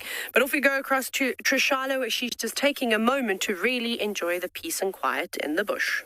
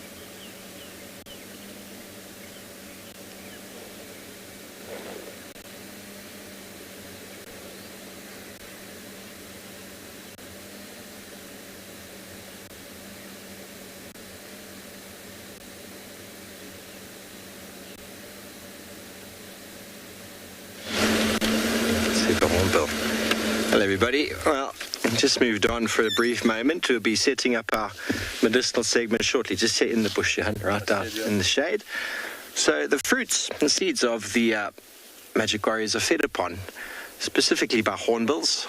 I haven't seen many monkeys or baboons feeding on them, but they probably do. Grey go-away birds, a number of our fruit-eating birds would feed on the seeds. And he's enjoying a little bit of shade. Not that it's sunny today, but a very nice spot to hang out if you're a bird on a sunny afternoon. Beneath the shade of the evergreen magic guarri. And off he goes. There's a couple more of them in the road up ahead.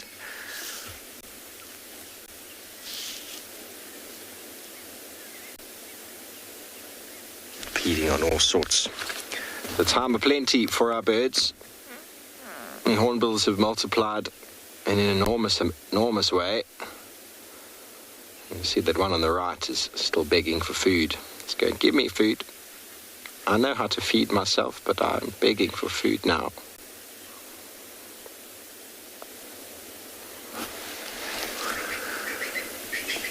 Frankie, here we get the southern yellow-billed, the southern red-billed, the ground hornbill, the African grey.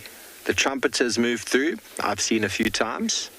And that's the only hornbills that you will occur in this area. In the more forested riverine areas, you'll also get the crowned hornbill. And then up in the Namibia side, there's a whole lot of other hornbills. Monteros, Damara, Bradfields. I've seen all of them. And then as you go further up into sort of more tropicals, you get the silver-cheeked hornbills, which I haven't yet seen. They're quite similar to the trumpeter. The trumpeter, like the crowned hornbill, also likes to have a very tall riverine forest sort of vegetation. They're very frugivorous, fruit-eating, loving fig trees and the like.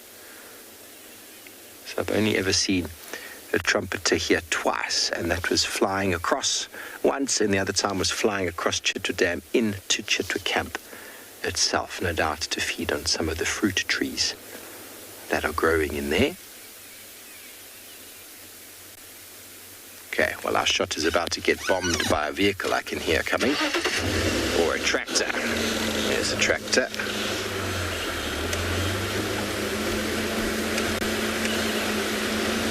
Bernie, hornbills are very cool little birds, aren't they? We do spend a lot of time with them. They are very common. It looks like we're having a tractor loaned for the day to come and, here we go. Here's a southern red-billed hornbill. He's busy digging through the dung, digging through the Impala midden. You can see the ground here, everybody. You can see where there's the patches of soil that are sticking out. That is a term we call essentially sodic. That is where the vegetation has been overgrazed. You can see the grass all around it has been grazed low to the ground, and where there are those patches of open exposed, it's because there's possibly a chemical or salinity change in the or in the soil, and it gets quite hard and compacted, which makes it quite hard for certain plants to grow, certain plants to regenerate. A very natural process, but these areas are characterized by the magic guarri, which we've been going on and on about.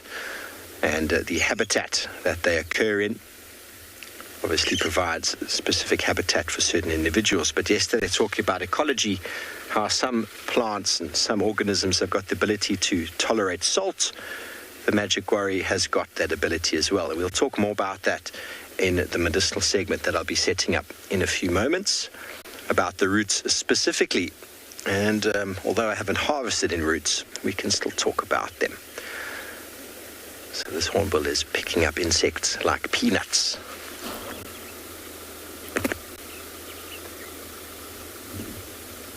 There's the red-billed. We saw the yellow-billed just before. Two of the most common that we find around here. Okay, well, we're going to set up for medicinal segment, and we send you over to Tswalu Kalahari.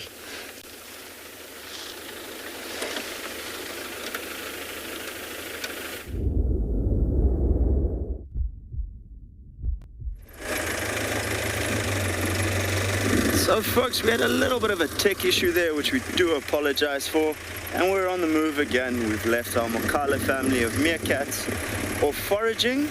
We'll try and reconnect with them maybe this afternoon or tomorrow. But we've been in luck, and we have found ourselves a tower of giraffes. Always enjoyed the collective nouns for animals. There's some very humorous ones to me. But giraffes are one of the few that have two. So when they're on the move, they are a journey of giraffe. And when they're standing still and feeding and being curious, as only giraffes can, they are called a tower.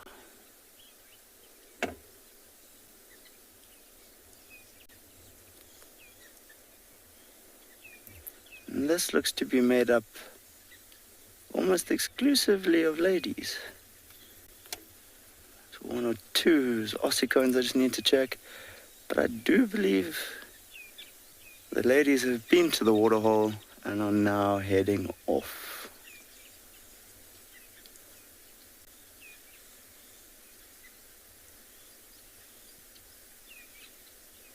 So we had a question 2 days ago about the hearing of a giraffe and how good it was. My answer was it wasn't their primary sense, but that sense of smell and their vision was what kept them mostly safe. And I did go and double check this with one or two of my colleagues, and they agree that although their hearing is good, it's by no means their best sense. That sight and height advantage is definitely the most important for them. So I'm just going to try to reposition a little bit here. We're obviously hoping not to drive them off, but just see if we can't give you a better look at this lovely tower of giraffes.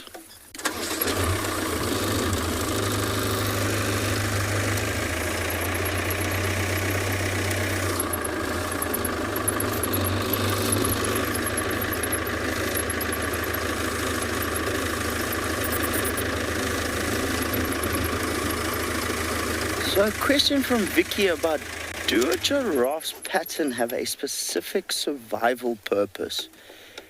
Now, that's a first for me. I do know that it might help with certain insect species that would feed on them because it might confuse them slightly. And that in itself is still a theory. But what you will find is in thick vegetation, that broken pattern will have light segments sticking out more against a dark background, and then vice versa against a lighter background with the darker pieces sticking out. But as to a specific one, not that I've ever read or heard of. But once again, like our earlier question about their hearing, it's not a question I've ever had. So a very cool one, and one I'll definitely note down and go and double check. The other guides have always said Safari Live or WildEarth TV teaches you a lot and forces you to learn. So here's a prime example of something I need to go and double check for myself. Very cool. So thank you, Vicky. As you can see, we're getting quite the look there, a little bit of curiosity.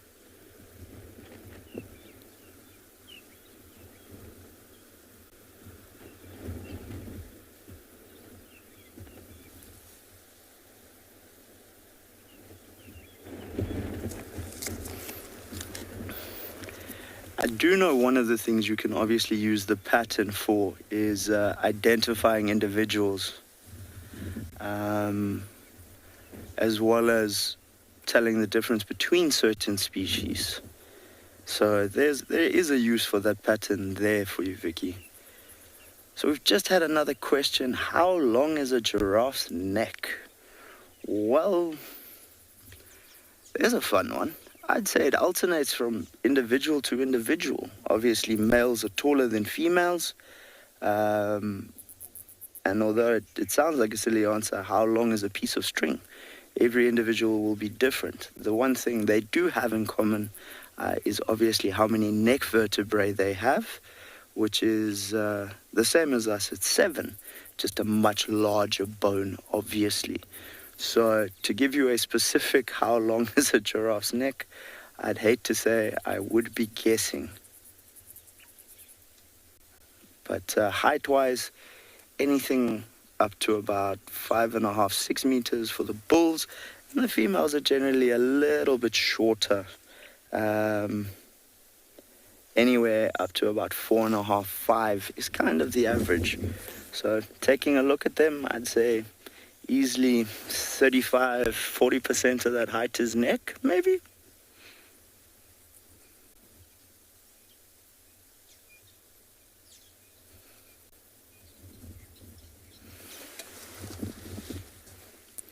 Very curious animals. If you ever get a chance to go on a bushwalk somewhere and you see some giraffe and they see you, ask your guide if you can just sit down, preferably behind a bush or something. And what you will find very often is that they suddenly get even more curious and want to know, wait a minute, what are you up to? Why are you hiding? They amble a little bit closer to try and see, what are you doing?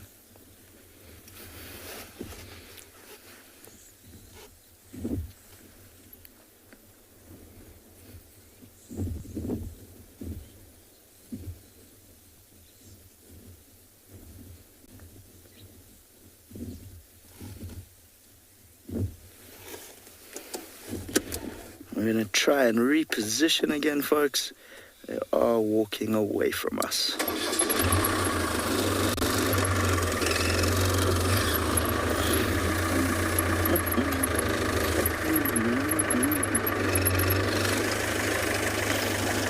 Oh, there we go.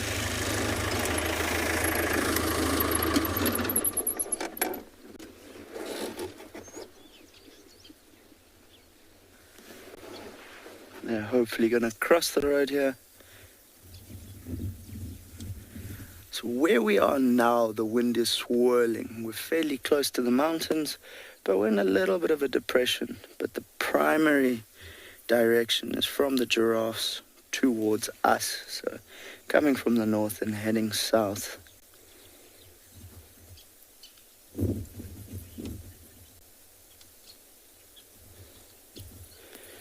So folks, we're going to leave these guys on the move looking for the next tree to nibble on.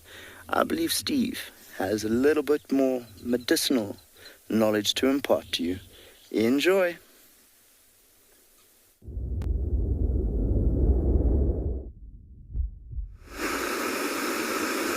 Well, thanks, Josh. We do indeed have a little bit more of a medicinal journey as we just sit on our sodic area and reflect a little bit this morning. So we've managed to harvest a few elements from our plant. I told you before that I'm not going to harvest the roots. Roots are unsustainable. So for the purposes of this demonstration, we're going to use the bark. Now, first of all, here is the bark. You can see how nice and brown it is on some of the older bark. Very brown. And you can actually use this to make a type of dye for basket weaving specifically. And essentially what you do is you soak this in water, you boil it in water, add a bit of salt and mix that up, and then you can basically go and take that and put whatever material you want to in that liquid, and it will turn the same coloration. Now we're going to use the bark in the place of the roots today to make a little bit of a mixture. So here we go. In we go. I'll save some of it, because there's quite a bit of bark here. Some fresh bark, some old bark. Let's just turn that, oopsie, other way. I left my kettle at home, so I had to quickly rush and get it. We've been having lots of power outages, so it's nice to have a coffee in the morning on my own little kettle, and I forgot to pack this. I packed the gas stove, but I forgot to pack that. So let that boil. That's going to boil down to about 8 minutes or so. The leaves, you can see them over here. A whole lot of leaves. I've basically got it around my neck because it is a good luck charm. Lisa, you want to know if there's vitamins in the tree bark? I don't know about vitamins, but there's definitely nutrients in bark, and there's lots of medicinal properties that animals are looking for. Lots and lots of medicinal properties, and we'll talk exactly about what it is that this plant provides once we've broken it down fully. But talking about vitamins, here are the fruits, and it's not often you get to see such nice ripe red fruits. The purple and red are the ripe ones, the green ones are not ripe, and these are actually relatively tasty. A little bit bitter. Not like conventional fruit. You see that most of this is actually a seed. So that seed is then what's going to go through the hornbill's bottom or the monkey's bottom. But be careful, because these fruits actually work as a purgative as well. So purgatives will make you go this way and that way. Be very careful. Okay, but those seeds are then distributed, and they grow very, very well from seed. But what you can also use, you can actually brew a little beer from this one. So talk about vitamins, lots of vitamins in beer, is there not? And obviously there's always vitamins and nutrients in fruit, and this can make a very nice sort of brewed beer. So you can imagine gentlemen in the wilderness many, many years ago sitting under these nice shady trees, making themselves a little bit of beverage while the day is hot and just enjoying the shelter. I can imagine doing that as well. Okay, so we're allowing this to boil. There's not too much use in the leaves, but I managed to cut a piece of that bark, that wood off. You can see how nice and yellow it is. Remember I said that they don't use this for firewood, but it is quite hard. It is quite hard. I could definitely beat somebody with this. Not that I want to beat anybody, but you could make implements, you can make tool handles out of that. You could definitely make a cooking spoon, axe handle. It's pretty solid stuff. Pretty solid stuff. And it's got a lovely, lovely texture. Johan actually works with wood, so he actually quite likes this coloration. Lovely fresh smell. So elephants will feed on the branches of the magic worry, and you'll find them when they've crunched. And they don't eat the leaves necessarily. The giraffes will eat fresh leaves, and they'll crunch it, they'll get that bark off, just like what I've done over here. And obviously the medicinal properties that we're going to delve into in a short while we wait for this to boil, are going to provide us with some insight into why we don't worry about magic worry, because it is a very important plant touch here for the animals and for people alike.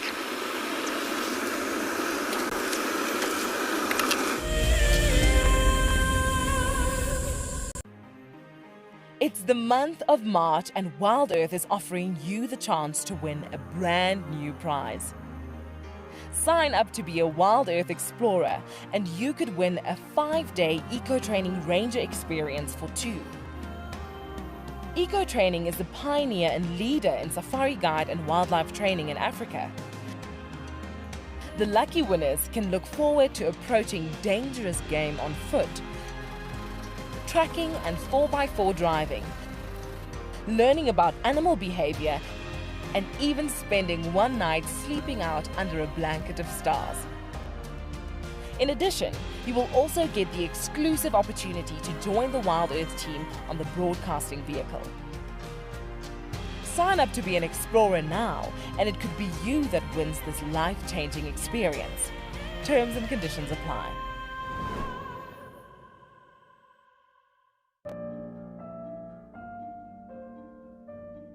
With a slew of potential dangers lurking, it's essential to be aware of your surroundings whilst walking in the wilderness.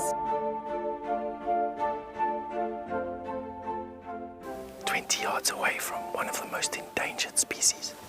This is a big bull. What a moment, what a close encounter with an Ellie bull. He's just over here now. He's moved completely away. Being on a bushwalk and seeing a leopard, I mean, it's ridiculous to be this close to a leopard on foot and for him not to run is absolutely insane. How crazy was that? Through the gap there is just the back of the head of a male lion. He is absolutely unaware that we are here right now. I tell you, seeing lions on foot, it definitely brings out the caveman in you, this little scared human being. I love being a camera for WildEarth. The animals coming right up close to you, especially like lions. Sometimes you get nervous, but you have to go with the flow. My favorite animal to film is the elephant because of how big it is. But when it's really up close to you, it's one animal that you would say, I really respect you.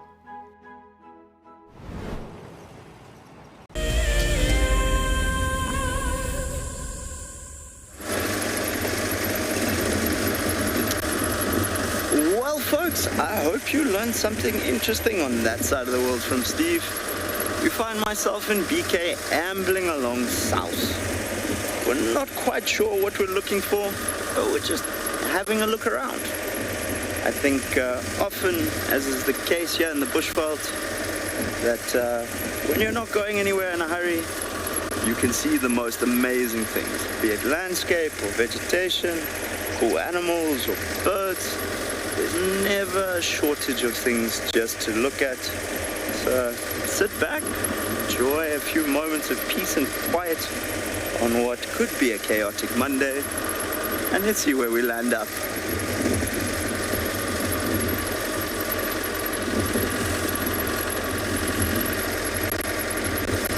So, why do we not get elephants in Tswalu? And it's a very simple answer. Tswalu is an incredibly arid area, which, although it might seem hard to believe at the moment with how green the vegetation and how thick it looks, we just don't have enough vegetation for them. So the biggest issue is obviously they're a bulk feeder. They need over 300 kilograms of food a day as full-grown adults, and this property just can't handle that. So be it a mixture of grass and roots, bark, fruit, woody material on that, we just don't have enough vegetation. So I have asked the same question of those much higher up the food chain than me, and they said to me, if the property was double its size, so that would take us to well over 2,000 square kilometers, a massive, massive area. We might be able to get 3 or 4 individuals, and they'd have to be desert adapted, which is already a micro population in itself. But the reality is Tswalu tries to keep only animals here, not vegetation, I apologize, but that too, that would have naturally occurred here 100 years ago. Now, in this case, elephants might have migrated through these areas in years of very good rainfall, but they would not have been a resident species in this area. Our rainfall's just too low. Our annual rainfall roughly on the property is between about 200 and 280 mils, depending where you are.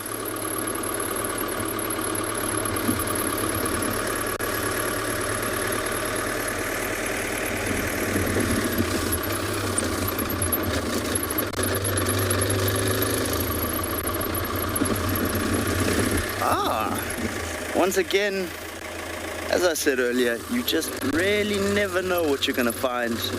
And in this case, we're in luck. We found some red hartebeest. Although they don't seem very interested in posing for us, except for a quick view of them running away. The very fast antelope, and a particular favorite on the menu for our 2 cheetah brothers. In fact, they are very partial to a little hartebeest on the menu. In this case, we're going to keep on driving. We'll see if we can't get them again.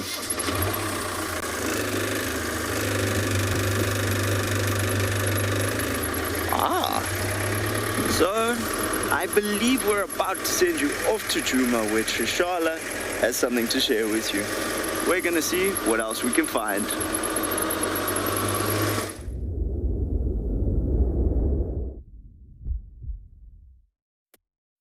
The second time lucky. We checked in the morning and no luck. And now we have Ntima's littlest one, Ribbon, and her 2 boys. Look at this. Oh, this one is just too cute.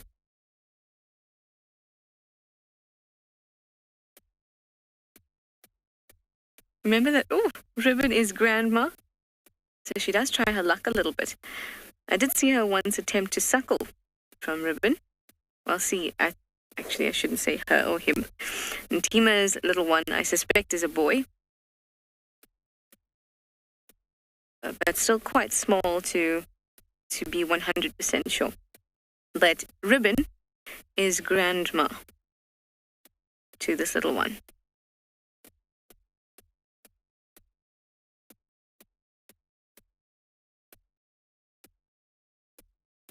So if you have a quick look at the pseudopenis now, or when we get a chance, you'll see that it's quite pointy. And I think well, let's see if you agree with me, but I'm quite sure that's a male, a little boy.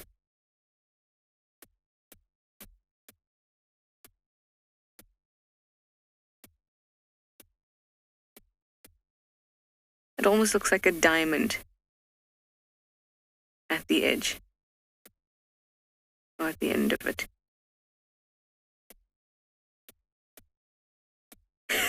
Look how cute this is. So you know that hyenas greet each other in a rather peculiar way by sniffing each other's genitals, and that's the way that they get used to each other's scent. And then also the clan scent. So the clan as a whole has a very specific scent too. And this little one is kind of jumping on Ribbon's face in an attempt to greet her, but obviously they've been here the whole time, so they've greeted each other already. Now it's doing a little bit of anal pasting, also some practice for when it grows up and wants to paste around the territory. But also those particular stalks that this youngster is going over at the moment,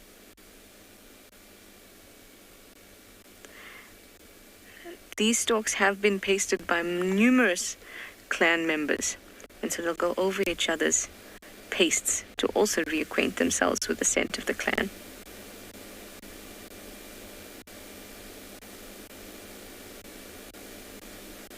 I had a fabulous comment there.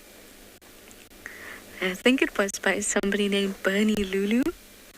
Please forgive me if I have mispronounced it. Bernie Lulu says, "Oh my goodness, this is so adorable."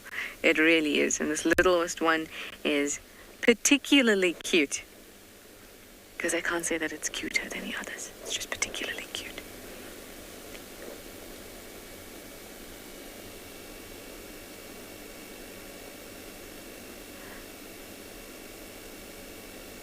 I've seen Ribbon on those exact stalks I was telling you, those blades of grass that this little one was pasting over. On those exact blades of grass, I've seen Ribbon paste as well. And as soon as she did, everybody ran over so that they could paste over it, because by doing that, they're sharing bacteria, and the bacteria, as well as other chemicals that cause hormonally, is what actually creates that smell. Bacteria creates a lot of smell, actually. But we just think, oh, this smells like, oh, that's rain for petrichor, or that smells like sweat, or whatever. But it's the bacteria that is causing that smell. Same thing here. So they need to share their microorganisms too.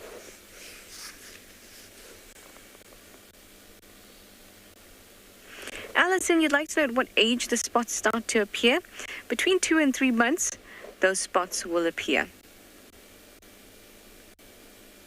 And this one here is just at that age, and you can see that his spots are coming through just faintly now. And once it starts happening, it happens quickly.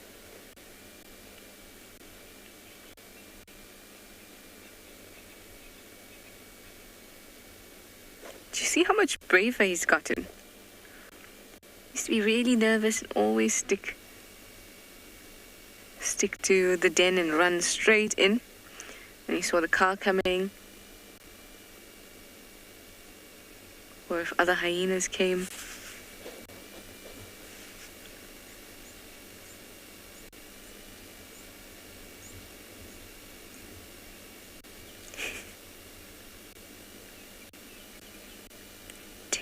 Too cute.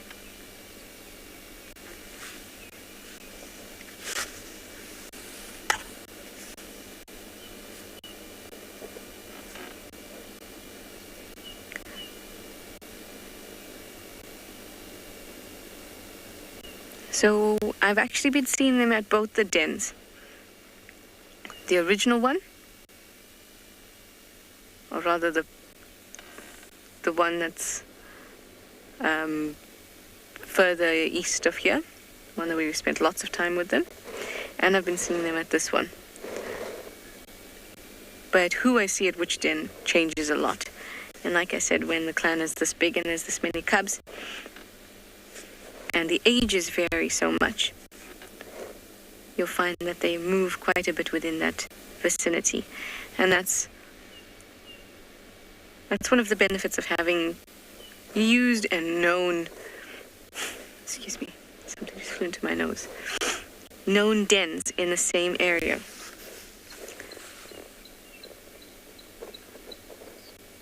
So they can move. Oh, that's too cute. Oh my goodness, that's so cute.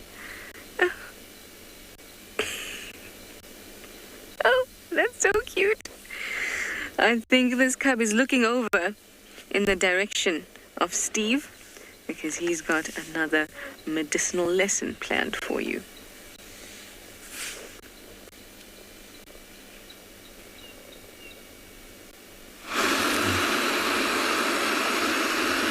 Welcome back, everyone. Well, the rain has started to fall, so we need to wrap this up before we get too wet. So there we go. Let me turn off this kettle.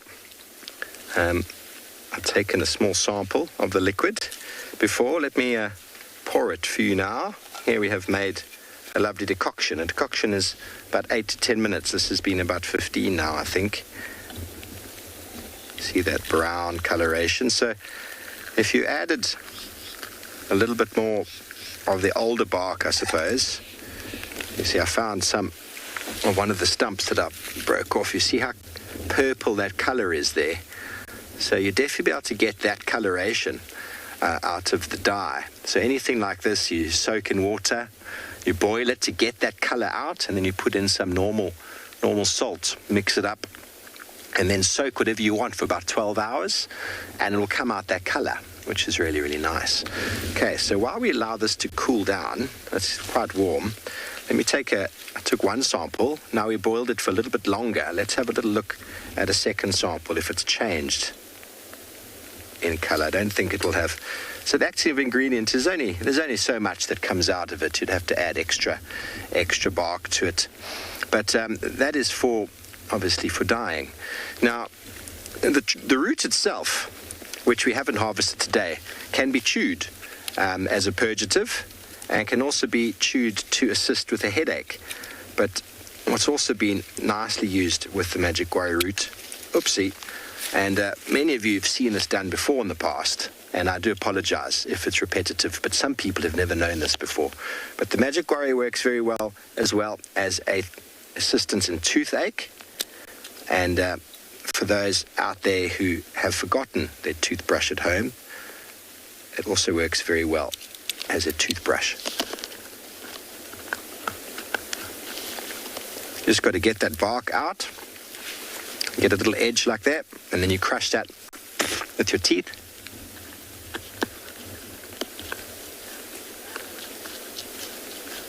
Ideally, everybody should make their own. And there we go. Wonderful little borseltjie for cleaning the teeth. Okay, so the plant itself, used for earache. You can make eardrops out of this infusion that we've just made here. Probably put them in a little plunger like this. Eardrops to cure earache. The infusion itself, you can drink it for pregnancy pains. Has also been used to treat convulsions, as I said before, headache and toothache. So anything with regards to female fertility or infertility, this plant is quite useful. When it comes to diarrhea, if you're feeling a little bit overwhelmed, the plant can also alleviate that. But at the same time, the magic guarri works in alleviating constipation.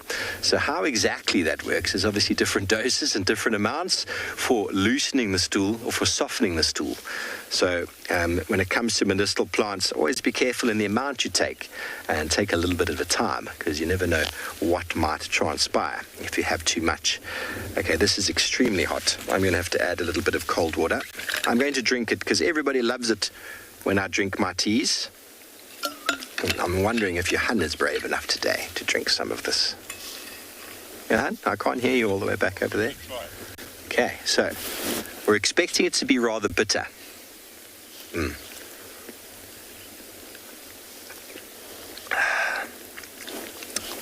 Not bad.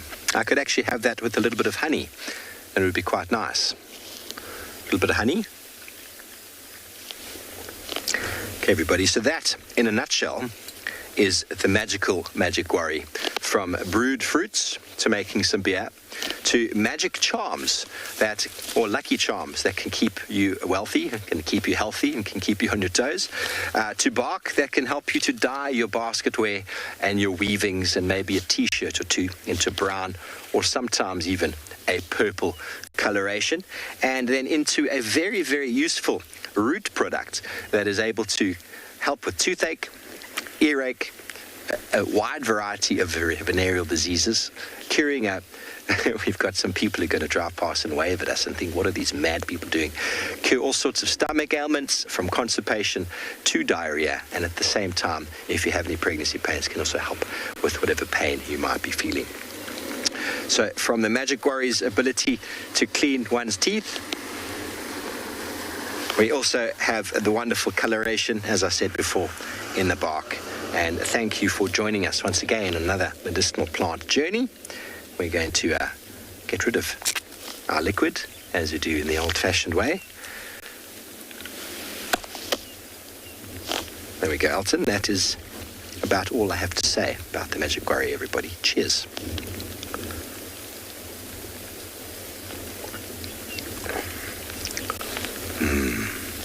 Delicious.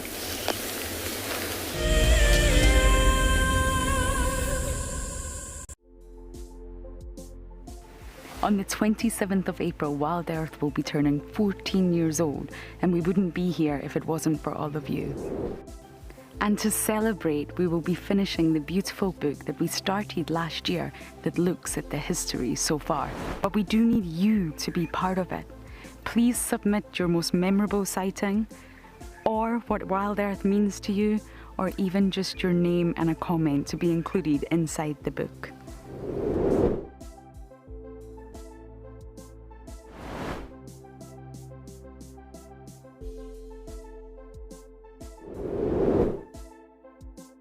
Head over to the website to add your name and reserve your copy. We are offering a 20% discount on all books bought before the end of March. And a big thank you to all of you who have contributed to the book so far. WildEarth explorer Jenny recently joined Tristan as he broadcast live from Djuma. Awesome to kind of have a guest on board. I'm looking forward to this.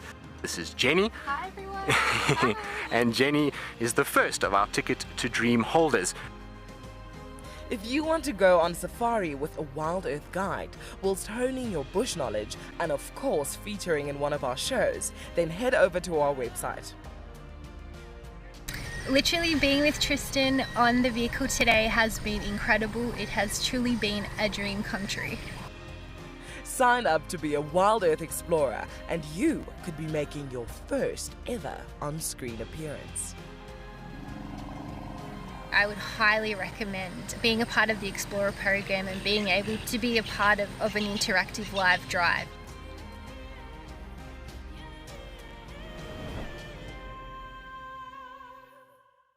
My name is Lauren and I'm currently working in Djuma Private Game Reserve here in South Africa.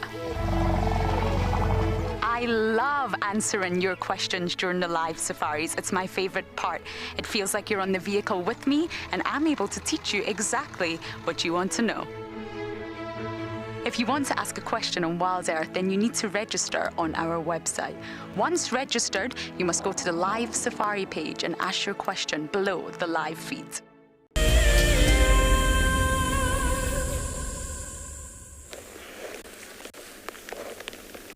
We have Corky's little girl come out to say hi to you. So now we've got Ribbon, her two boys, Corky's girl, and Ntima's boy as well. And the rain is starting to come down. And with the rain, for some reason, it has gotten particularly smelly here. water can, as you would probably know, release compounds, that especially when something is dry, you may not smell it as much as when it's wet, whatever it is, so it's particularly smelly. Oh, look at these two.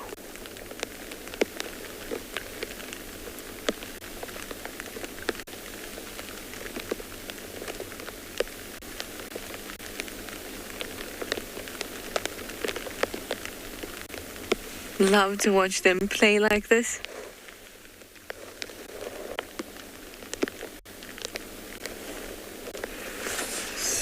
So sweet. Lucy, you'd like to know what the population of hyenas are like on Djuma? Well, here on Djuma, our clan, so the Djuma clan, the territory of the Djuma clan, is the whole of Djuma. So there's no other hyenas that we're going to see on Djuma that are not part of Djuma clan, except for one or two that might come in as... What is the word I'm looking at? As immigrant males, perhaps, or occasionally we'll get an EP clan member, Elephant Plains clan member. So we're looking at about 25, 26 hyenas in Djuma. Maybe with the occasional immigrant, let's say 30 hyenas that we could find in Djuma. But for the spotted hyena, see in the Kruger Park, there's quite a few. So there's anything between about 1,500 to about 4,000 hyenas just found in the Kruger Park, and their total population is something between 30 and 50,000.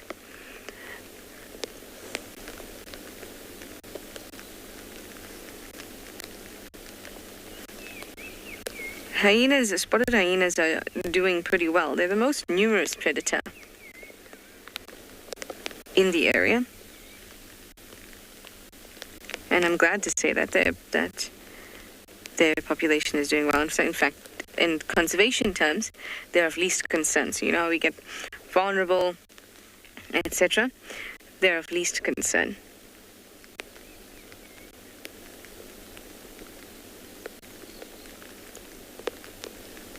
So it's a good thing, because considering their reputation,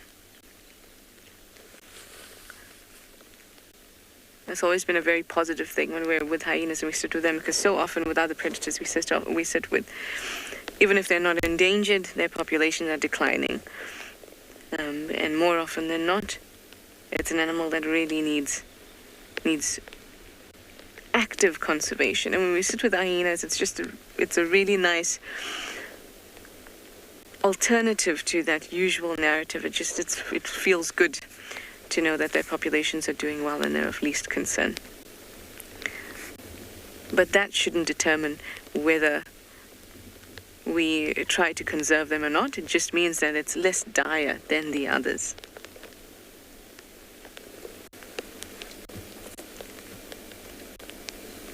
Mikanova, you'd like to know if there are other mammal species where females are bigger than the males? Yep, there are plenty. Especially with antelope, you can get it, especially with like smaller antelope, duikers and steenbok. You get them there. I know you asked about mammals, but in birds, especially in raptors, that's quite prevalent. Even the jacana, the males are smaller than the females. So it's not unusual in the animal kingdom for a female to be larger than the male. The reason why is unusual with the spotted hyena.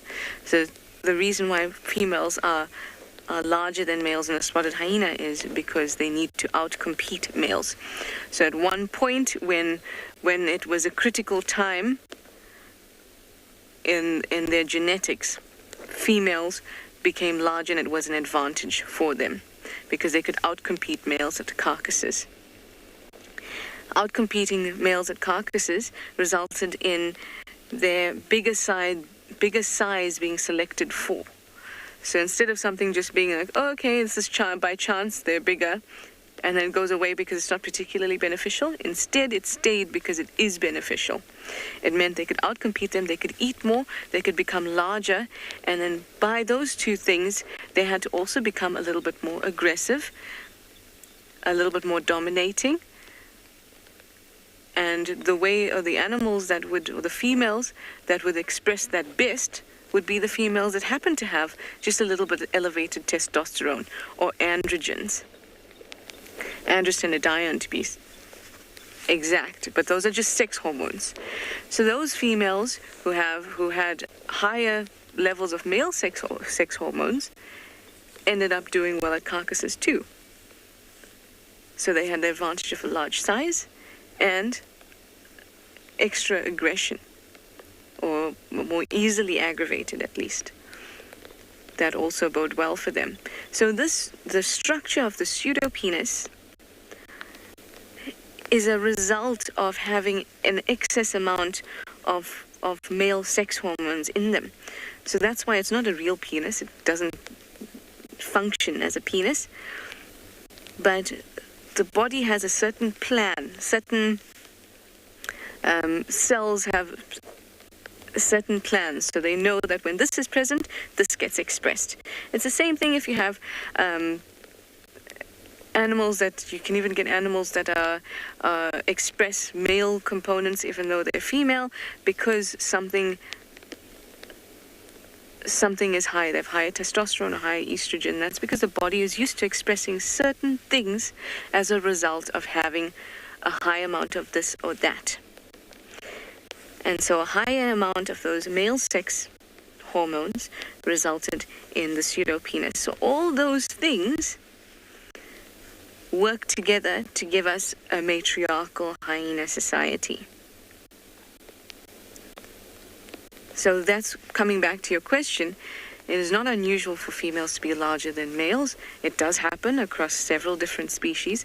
But what is unusual is the journey that the hyenas took to get to that point, and the reason why, to outcompete the males. I find all of that very, very, very interesting. Because when you think about a lot in science, and especially evolutionary biology, it's mostly chance, and it's whether that chance mutation is beneficial or not. And a lot of the time it's not beneficial, and the majority of the time mutations don't do anything at all.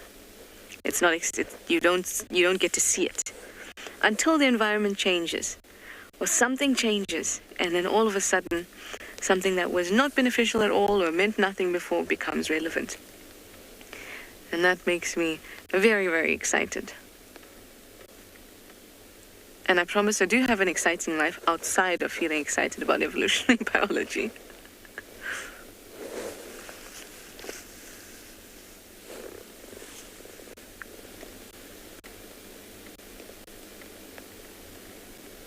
We are thankful now that the rain has subsided.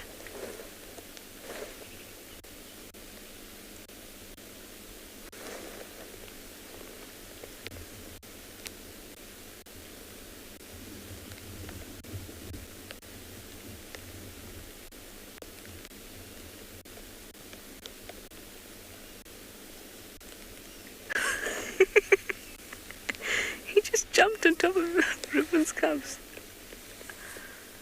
Oh, so cute.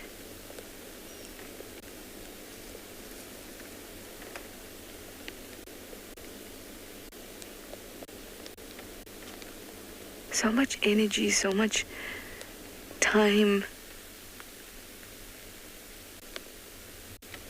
gone in to create what we now see as this joyful, bounding cub.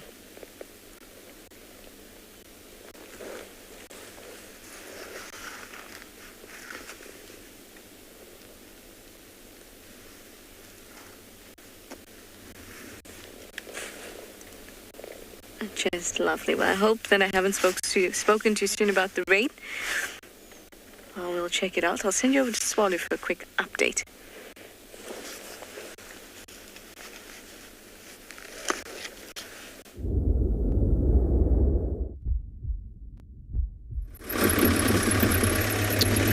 So folks, it seems Steve has medicinal Mondays.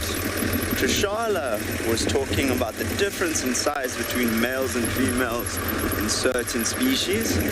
And myself and BK have been having the Monday Muse, which is that question earlier about does Tswalu have elephants? And just thinking about what it would take for this area to be able to carry elephants and how big it would be. And I find myself pondering this question from so many different angles.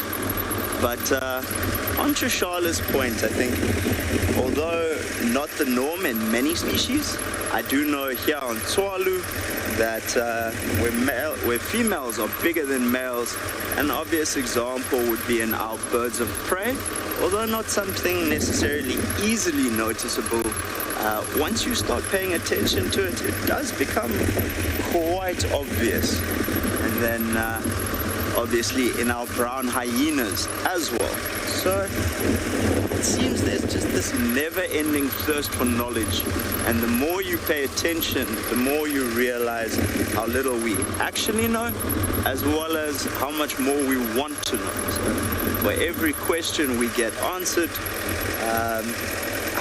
I seem to think up 100 more.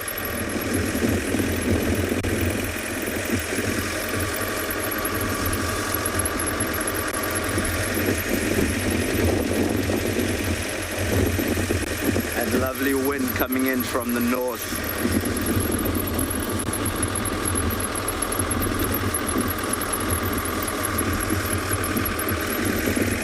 Anna Marie, I cannot argue with you there. Tswalu's is breathtaking. From the size to the different vistas, it is a never-ending land of splendor, for lack of a better word. Though it sounds like I'm overselling it to a degree, I must admit this place has a habit of taking my breath away quite often. And we've just hit a luck.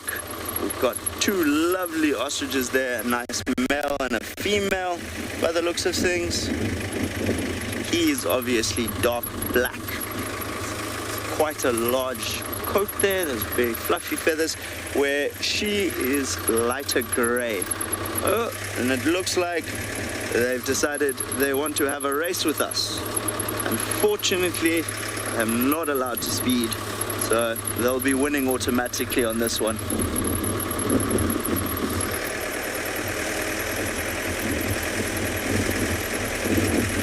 And they're on their way away from us. A big part of Tswalu's history lies in your Bushman people that would have inhabited this area, and two of my favorite sites here are the petroglyphs. Now, to the Bushmen, ostriches were incredibly important, not necessarily only as a source of meat for eating, as they were a hunter-gatherer people, but their eggs would have been an incredibly rich source of protein, as well as a water container, an airtight water container that they could fill and then bury to store water for the bad seasons, or when they were doing very long crossings across area where they were unlikely to find water on their way back. Now, a plant that they used as a stopper for these ostrich eggshells is called white sedge. Now, I've been looking for it for the last few days because it has quite a lot of medicinal properties as well, but unfortunately it seems to only be growing in areas we can't broadcast from at the moment. So we're probably going to keep our eyes open for the next day or two and see if we can't find some, and if not, we'll go into one of these valleys, collect just a little bit, so obviously not to have an impact, but to be able to come out and share it with you and show you how advanced they were for their time, and for people that have left their mark on the caves and walls of Africa, just to share a little bit of their amazing story. And, these two ostriches are still trying to stay ahead of us, but always fun to spend a bit of time with them. Not the brightest bird, I must admit. They have a very small brain. It is smaller than your eye. To give you a comparison,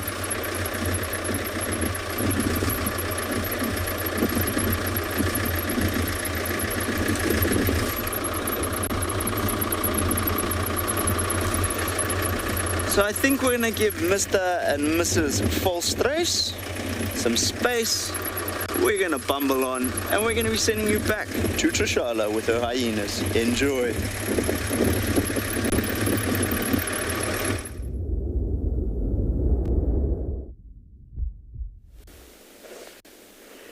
The cuteness on this end is not stopping anytime soon. And Tima's little cub is just,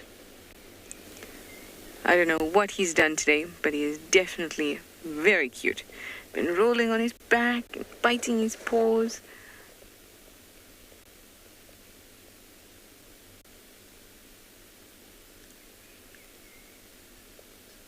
Very, very active. Again, he tried to suckle from Ribbon, but she didn't react. The cubs did. They tried to bite this little one, trying to get it out of the way, but Ribbon didn't flinch at all, which is interesting to note. I guess when something's trying to steal your food, as would be in the heads of Ribbon's two boys, then Mum doesn't have to interfere. They'll be fierce enough about their food.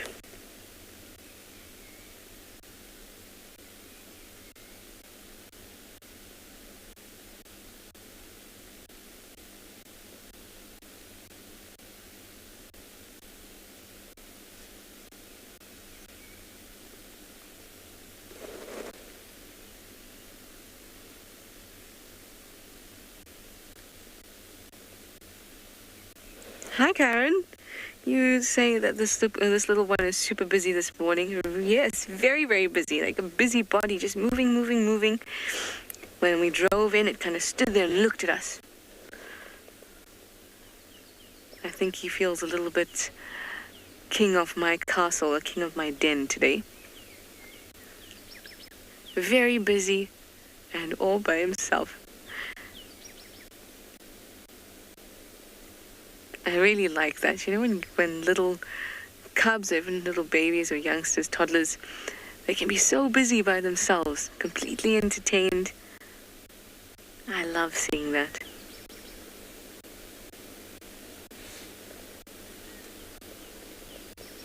Let's see if it'll go try its luck again. It's cold out here. It wants some warm milk.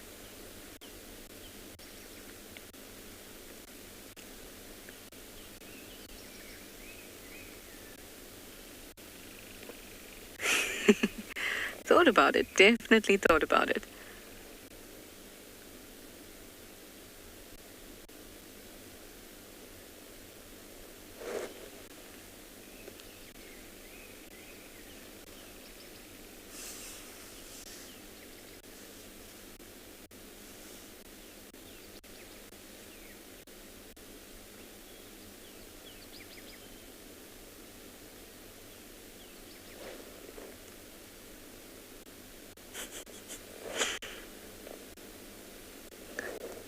The playmate has gone.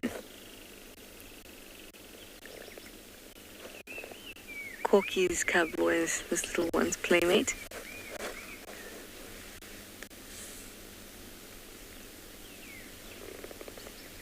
Oh, and we're back.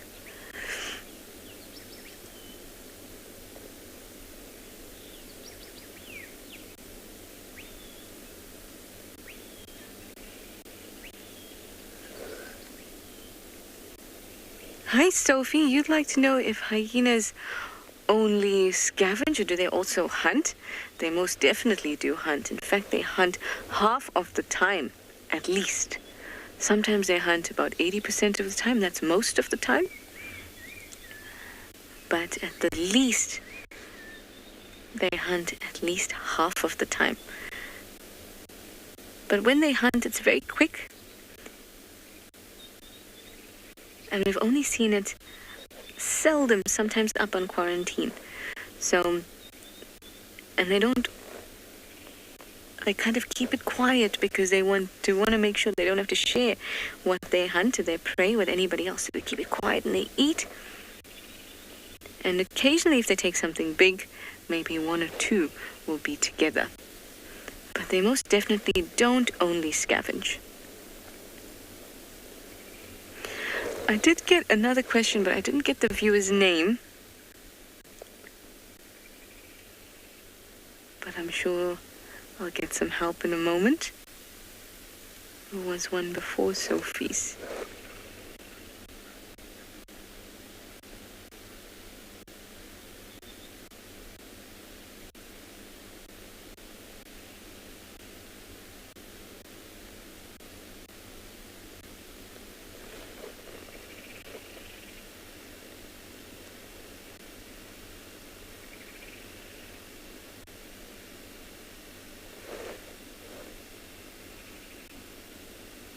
That's it. Noble Rabbi.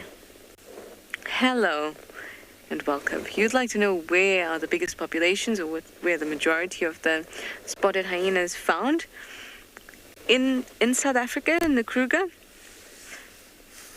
as well as in East Africa, Tanzania, Kenya, Masai Mara, Serengeti, those areas, large hyena populations, and here in Southern Africa, Kruger National Park, as well as this Greater Kruger National Area, or Greater Kruger Park area, have the largest and the most stable populations of spotted hyenas, but more stable in Southern Africa, where there's large protected areas.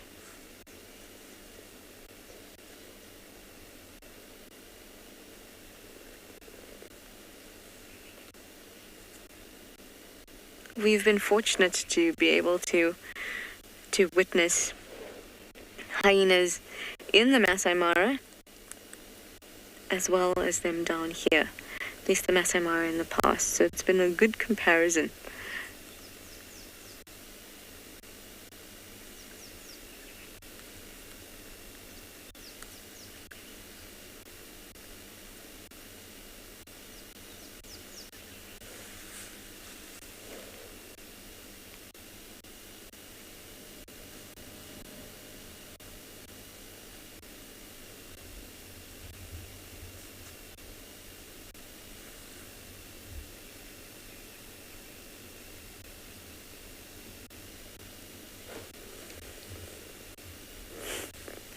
Lisa, you say that Ruben is such a chilled leader. Don't they always look this way? Until something happens, until something changes. Yes, she is, Lisa. She is pretty chilled.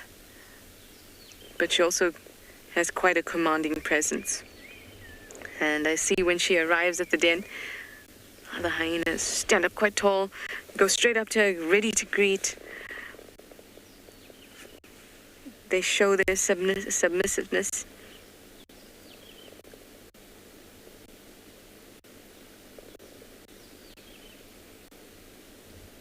And when we sit here at the den, we don't get to see that the side of them that can be very intense and very aggressive. We always kind of see them skulking, kind of almost looking a bit absent-minded, you know, even when they're scavenging. They have this look like they're trying to pretend that they're not here. Oh, look at this play. But they've also got a very, very aggressive side to them. Strong side to them, that they can really defend themselves. And like we were talking before with Sophie's question, they can also hunt very well as well. So there's these bits of them that we tend to forget about when we sit at the den, because we get to see cuteness like this. And how soft they can be and warm. Oh, look at this, look at that.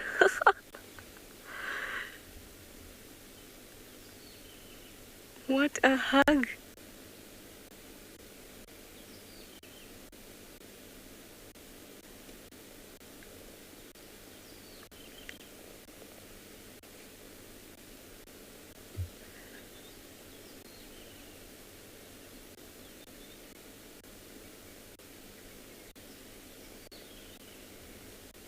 But Lisa, I must say that I think that hyenas in general are pretty chilled animals, but we should never mistake that. That's my point.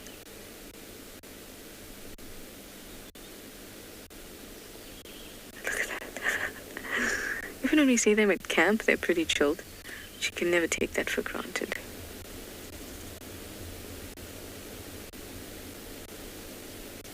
Oh, so much play. This is just too lovely. Just too lovely.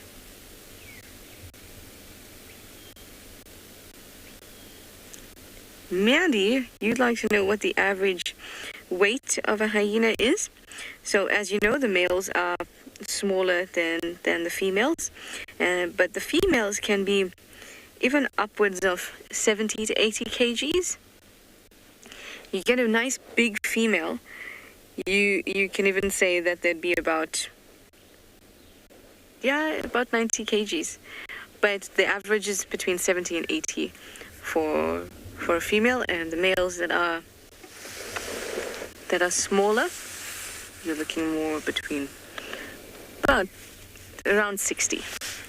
60 would be a good size for a male, 60, 70, but nice big female, 70 to 80. Oh, yeah. The eyelid.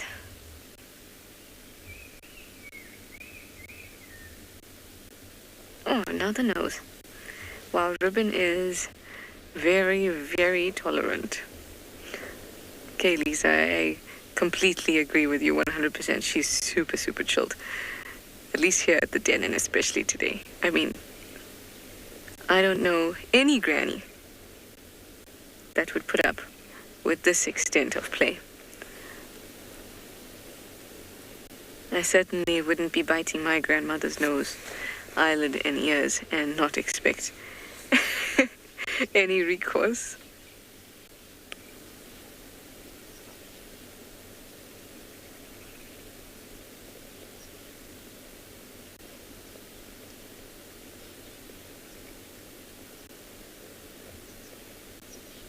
Oh, too cute. This is too much, guys. I can't. Oh, no, too much. Too much.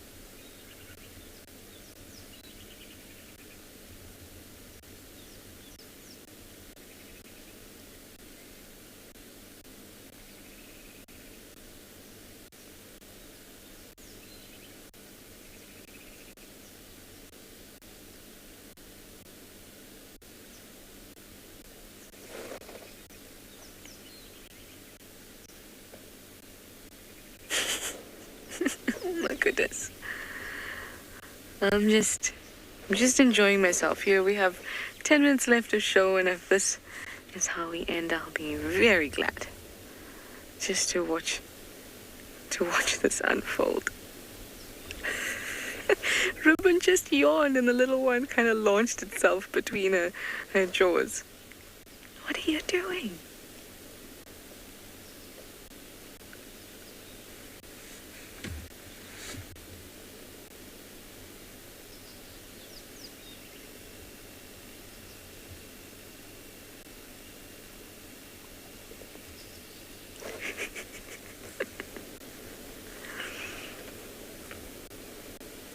It seems like Ngwazi and Shimbulu, Ruben's two sons, are getting more frustrated with Ntima's cub than Ruben is, which is very cool to see. Oh, yeah. There's so little give in the skin around that area. I don't know what he's pulling on. Oh. Just grab the lip. Oh my goodness.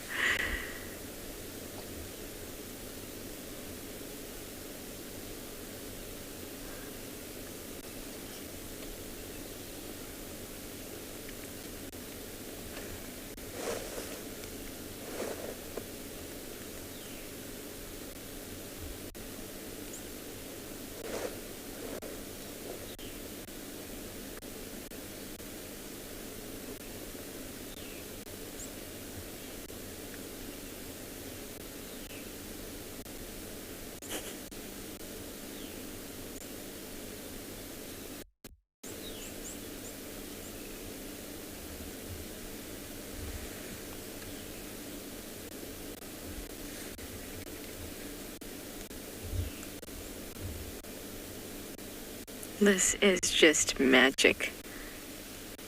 Absolute magic.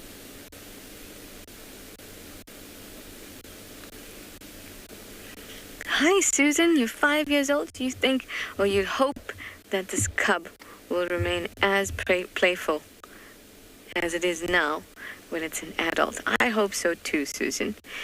But I think we can be quite sure that it is possible, because there was a cub named Swazi, and you know him now as a sub-adult. And Swazi was very playful then, and he's very playful now too. So look at this. So, Susan, I think so. I think this cub will stay very playful too. This is just cool. Ribbon actually, I dare say she might be enjoying herself.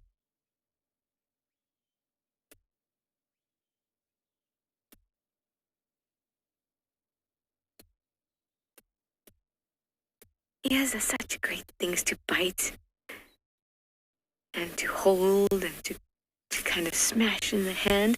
You know, you see toddlers doing that when they hold, not even toddlers, but infants, when they're holding onto your ear and then they suddenly just want to smash it. I think it's a similar thing, yeah. Anyway, of course we're going to be sticking around and and watching all this cuteness, but she'll be back with us just now.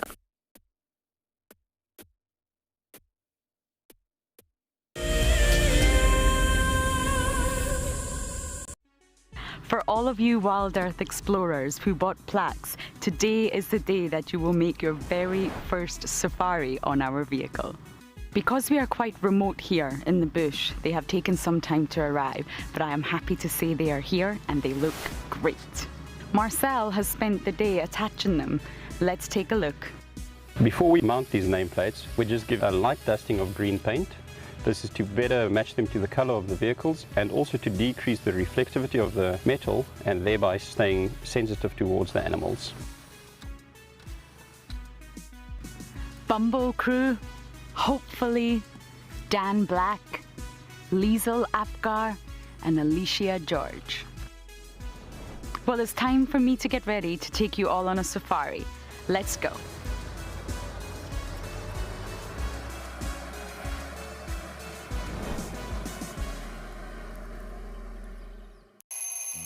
Our lives are dictated by alarm clocks, traffic jams, constant multitasking, and countless distractions.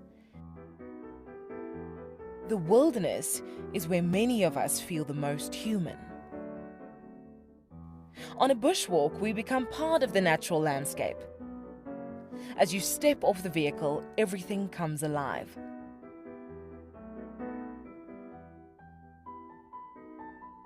As with any risky experience, walking amongst these animals inspires awe and appreciation. Now, it's your turn to go on a bushwalk. Join us from Pride Lands as we slow down our thoughts, put aside our distractions, and reconnect with a place that first taught us how to be human. My name is Steve, and one of my favorite things at WildEarth is getting questions from you. The type of questions that I really like are those ones that really help us to unpack and understand and really integrate the ecological knowledge and fully appreciate the importance that animals such as these Cape buffalo bring to the ecosystem. If you want to ask a question on WildEarth, you're going to have to register on the website. But once registered, just head on over to the live safari page and enter your question under the live feed.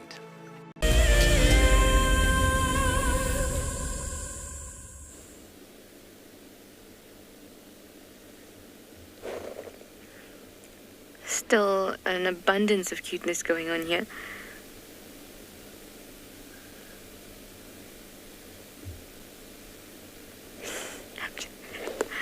There we go. Finally, Ribbon has reacted in a slightly irritated way, but she did so well.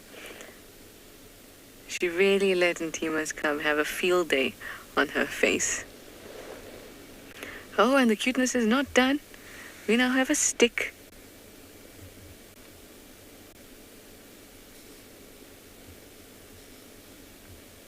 This one is so busy this morning. So busy.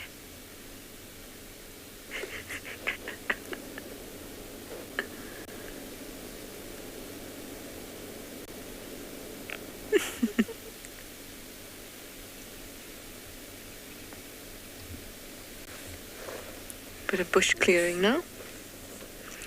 What a helpful young hyena.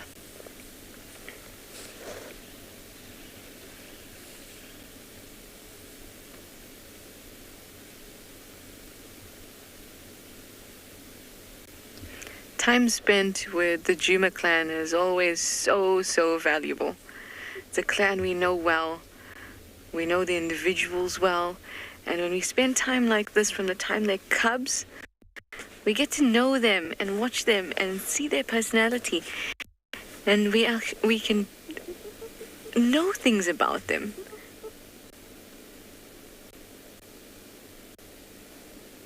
I try never to take this time at the den for granted. This den time and den time we've had in the past, because it's just so valuable. So valuable for the reputation of hyenas, and so valuable for us getting to know them as a clan. To know their personalities and to be able to follow their stories. The most special part is to be able to share it with all of you. Well, thank you everyone for your questions and comments. We'll see you this afternoon.